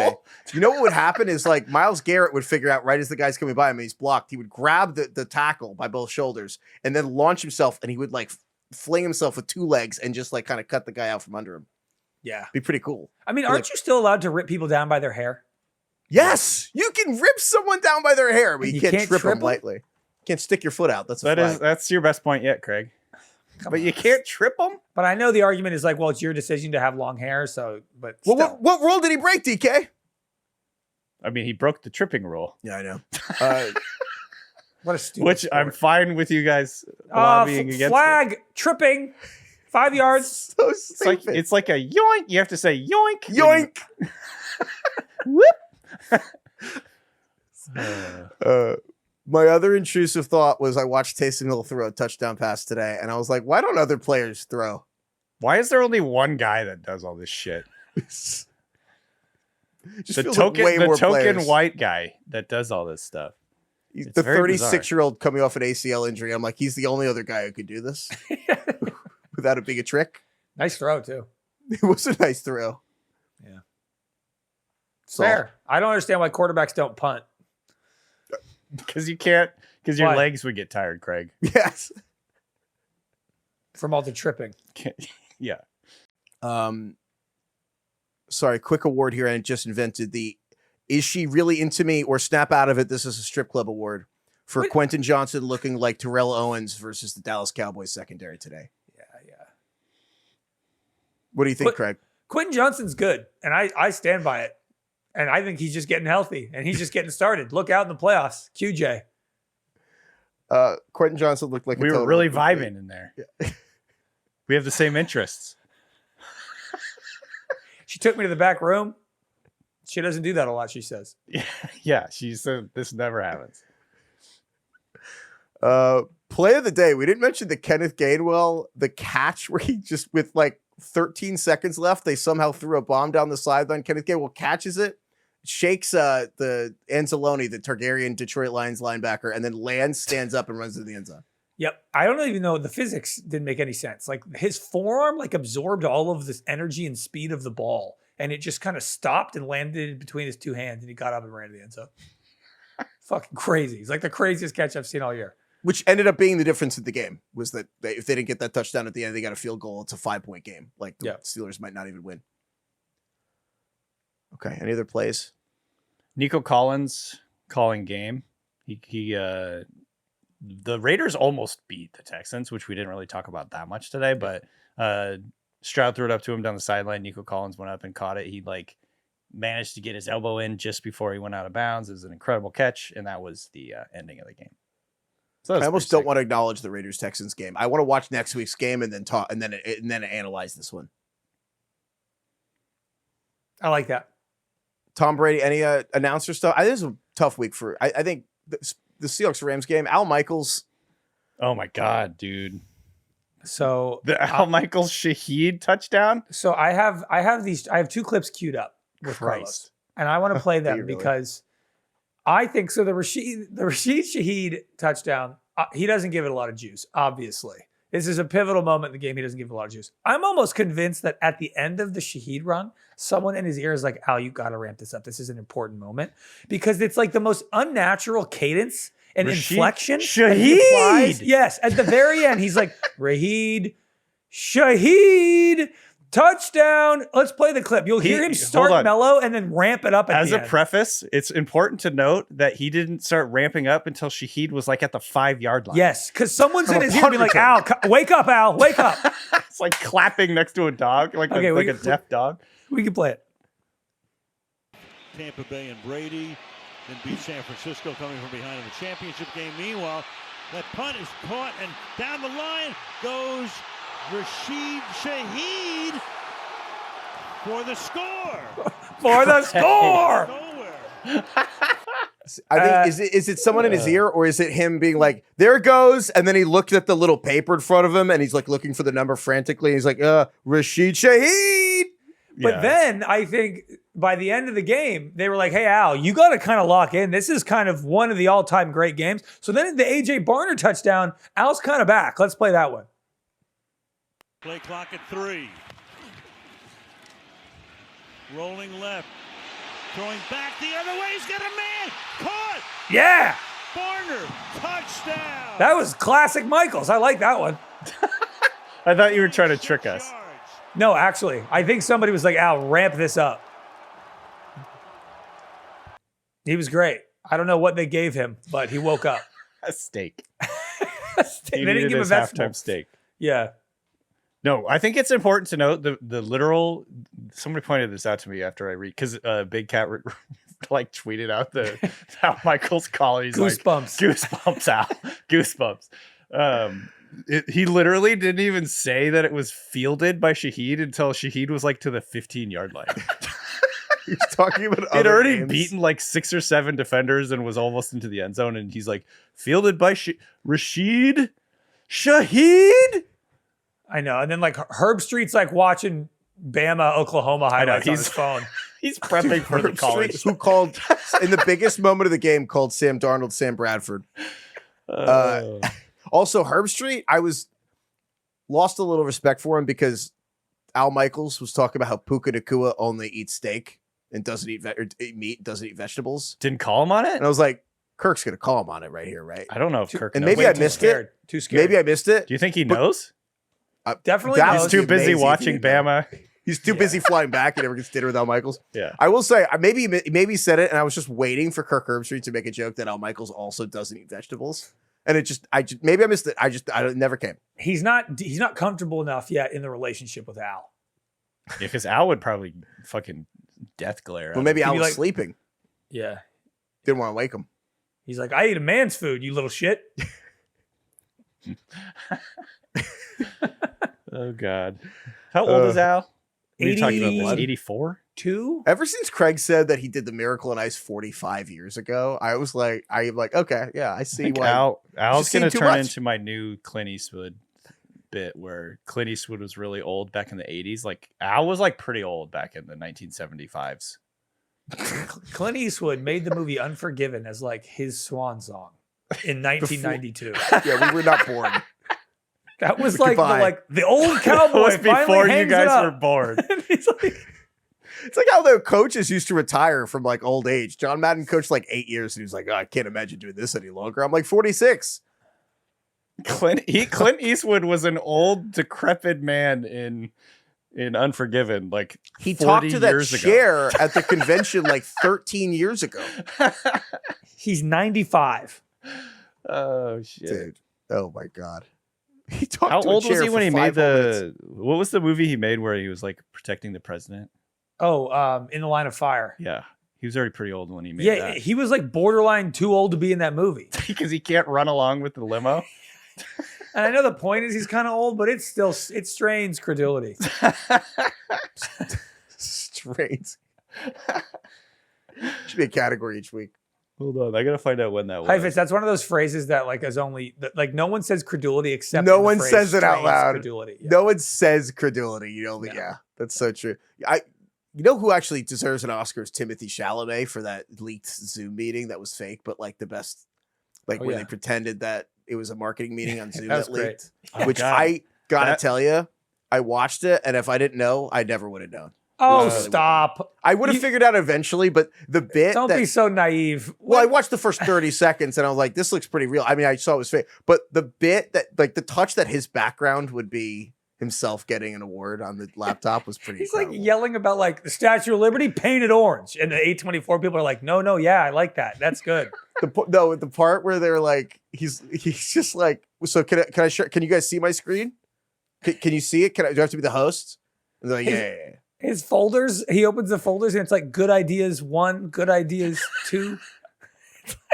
He's like, my guy worked on this for 6 months. It's just like an orange square. It's This reminds me, I sent this to you guys over the weekend. There is a video out there right now, and this is part of and I learned after that this is part of the Marty Supreme promo tour, which I had no idea because I haven't seen the movie and I don't really know It's anything not out about yet. it. Okay, well that explains why I haven't seen it. Also, There I you just go. don't go to movies really, but well, also they're like, it's a yeah, he like played ping pong. And I'm like, that's like the There- worst pitch ever for a movie. I do need a weird Right. marketing campaign. there's a thing, some video. This is the most Mad Libs thing. I've never felt older and I've never felt more out of touch than when I watched this on Instagram.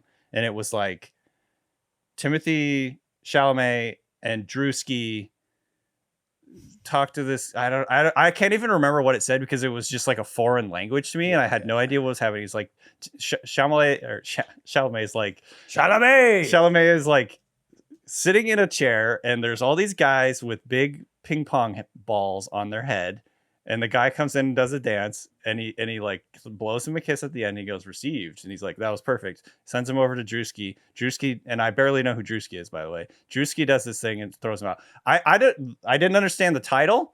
I didn't understand 1 second of the video. I had no idea what the context was, what this is for, what they're auditioning for, what the dance was, K-Smog and what Bat any Boy of the caught things they flipping were a grunt. saying meant. This I've is never your- felt more out of touch in my life. It was like fucking Mad Libs. This is your Lucille Bluth moment. Yeah, seriously. Platter I don't platter. understand- Platter platter. I don't understand That the was question. Puka Nakua and I with the won't stream. respond It's to like- it. Dude, it's Puka Nakua on Aiden Ross stream caught doing Selly. And I'm like, I J Who? Smog and Zushka caught flipping a grunt. grunt with Bat Boy. Oh I was my like, God. God damn it. I don't know what any of Shit. this is. What do you know what it is? What is it? Explain it to me. No, I watched that. I knew very little of That what makes me feel was. so much better. Thank you. Okay. Speaking of Lucille Bluth, I don't understand the question and I won't respond to it. I just wanted to note that the Jets hired a former cornerback to be their head coach, Aaron Glenn. And in exchange, the Jets have no interceptions this season. They have the longest That's streak. actually fucking crazy. They have the longest streak of any games, not just in a season, any streak of games without an interception for any team since the forward pass was legalized in 1940 or whatever year it was. So literally the history of the NFL, the longest streak ever. And the Jets have 2 weeks left to get an interception, or they will maybe forever be the only team to not intercept a pass in an entire season. Wow. Their head coach is a cornerback. It's like Incredible. I see your Jet stat and I raise you another.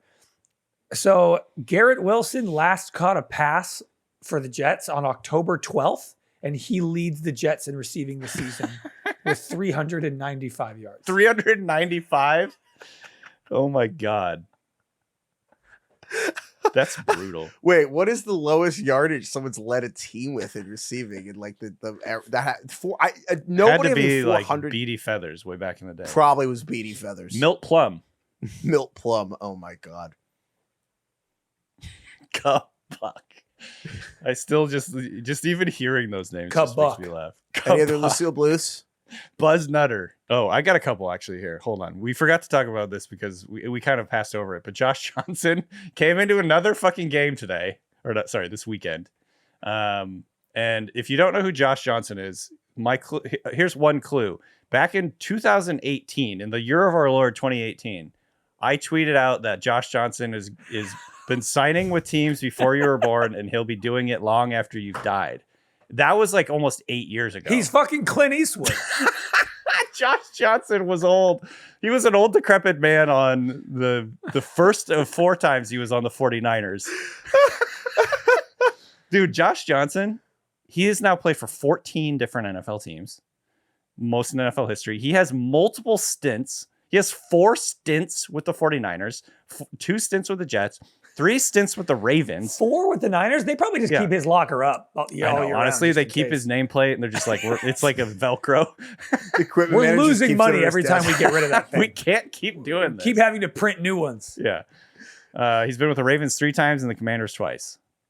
Josh Johnson, man, he's going to go down in history.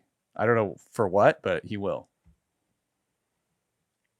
Put him in the Hall of Fame. Can't believe you had that 8 years ago. Put his I know 14 different NFL teams jerseys in the Hall of Fame. Dude, I tweeted that in 2018. It was like ridiculous in 2018 what he was doing. Speaking of guys just sticking around way longer than you thought, I was just, this is not football, but I was just dumbfounded that video this week of LeBron James. And they asked him about a young player who was coming up. And LeBron looks at it and he's like, oh, sorry, man. I don't really watch basketball anymore. I kind of just watch golf on YouTube. And he like rattled off like 3 golf YouTubers. He's like, I watch Bryson DeChambeau. Yeah, I don't really watch. You're like talking to the wrong guy. He's like, he was good against us though. I was shocked. I kind of get it, you know? Well, Shit. dude, this is the Sauce Gardner.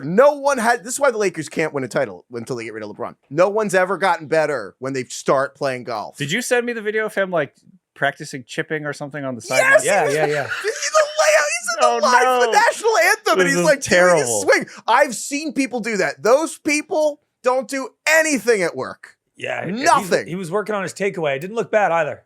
Those people. Do you think he brought like his putter to like the locker room? He's got a little cup he's putting into. Yeah, Dude, the people who like are just in the office, first of all, they're good. But the people who are just kind of doing little like swings and follow throughs all the time in the middle of the day, I just go retire now, Bron. I know. That's one of your better takes, Heifetz. It's also like, it's funny because he kind of treats it, he's actually so old that he treats it like regular elderly people at work. Like that's how 65-year-old people are at work. Right, They're just like, right. I'm gonna go play golf. Yeah. But his NBA age is like 65, so it's fine. Yeah. Any other things you guys want to hit? No. We'll save Jake Paul and Andrew Tate for another day. My buddy did tweet out a video of that, of Jake Paul getting knocked out, and the video got like, he recorded it on his TV and then posted it to Instagram, and it got like 5 million likes. Oh, really? It's like it's the most viral thing I've ever seen in my life. People, It's turns out people were hoping to see that. It's fun to It watch seems. the KO. Yeah. I'm happy to announce that while I was on vacation, I did not watch or consume a single second of anything Jake Paul related. Can I recommend a specific second? The one where he gets knocked out. Okay, yeah, I'll Just watch do that. one. Great. Just do one. He's gonna do 1 one. second's enough. Which you're a proponent of, right, Craig? 1 second, Normal. maybe a little more. Give it 5 seconds. Okay. 2 tight ends who outscored Kyle Pitts in a lie. I got big news, boys. There's not 2 tight ends. Kyle Pitts is the number 2 tight end this week. Only Harold Fannin scored more. Telling you, Kyle Pitts, I'll admit, he's good. pretty good. Looks pretty good. Shout out Kyle Pitts. Okay, burn book. I mean, I think it's Jackson Dart.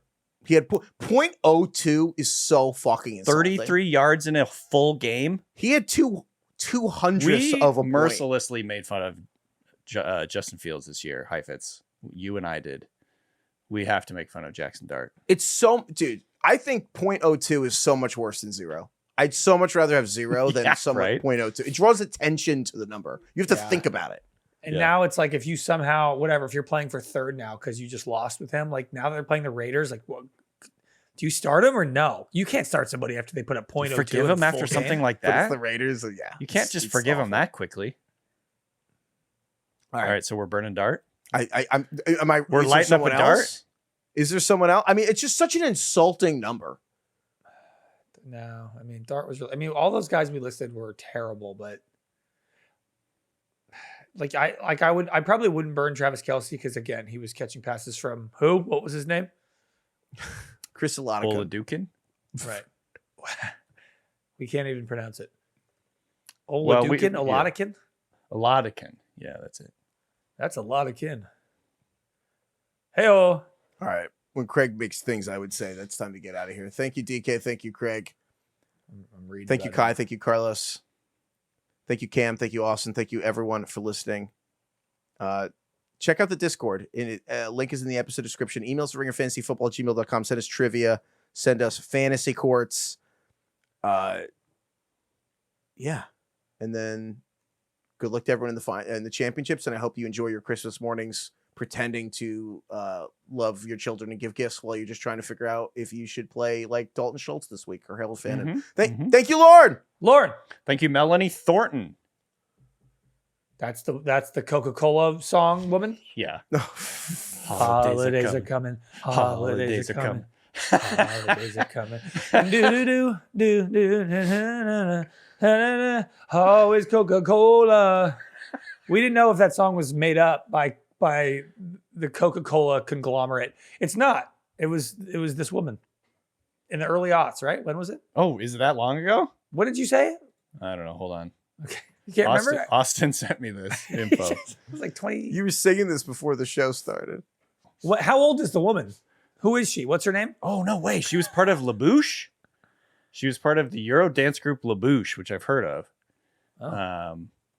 What is her name? What's her fucking name? You just said it. Name a woman. Name one Any woman. woman. Name a woman. Name one woman. The Amelia Earhart. on the street things. Name a woman.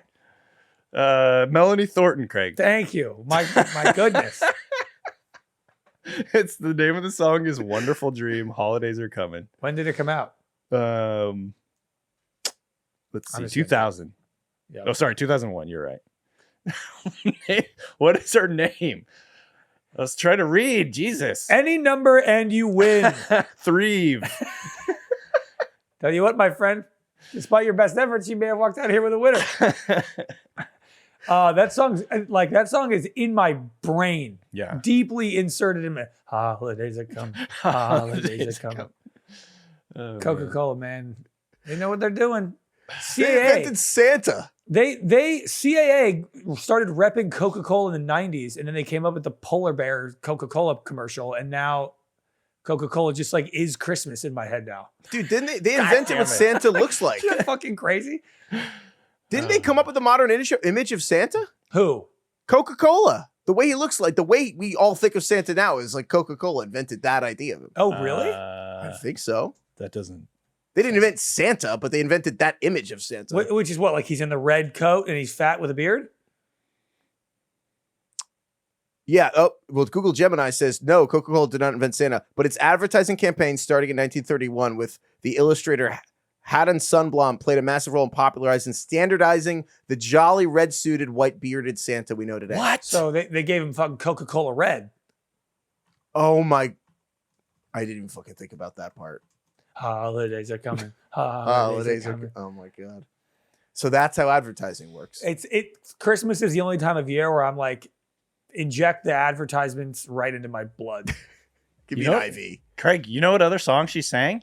What? The Be My Lover song. Be my lover, wanna be my that's good. lover. You remember that song? It's not the best rendition of all I time, don't but think I do. we'll check it out. It's pretty good. Oh, look, the other one. How did it go? Holidays are coming. Holidays are coming. Goodbye, everyone.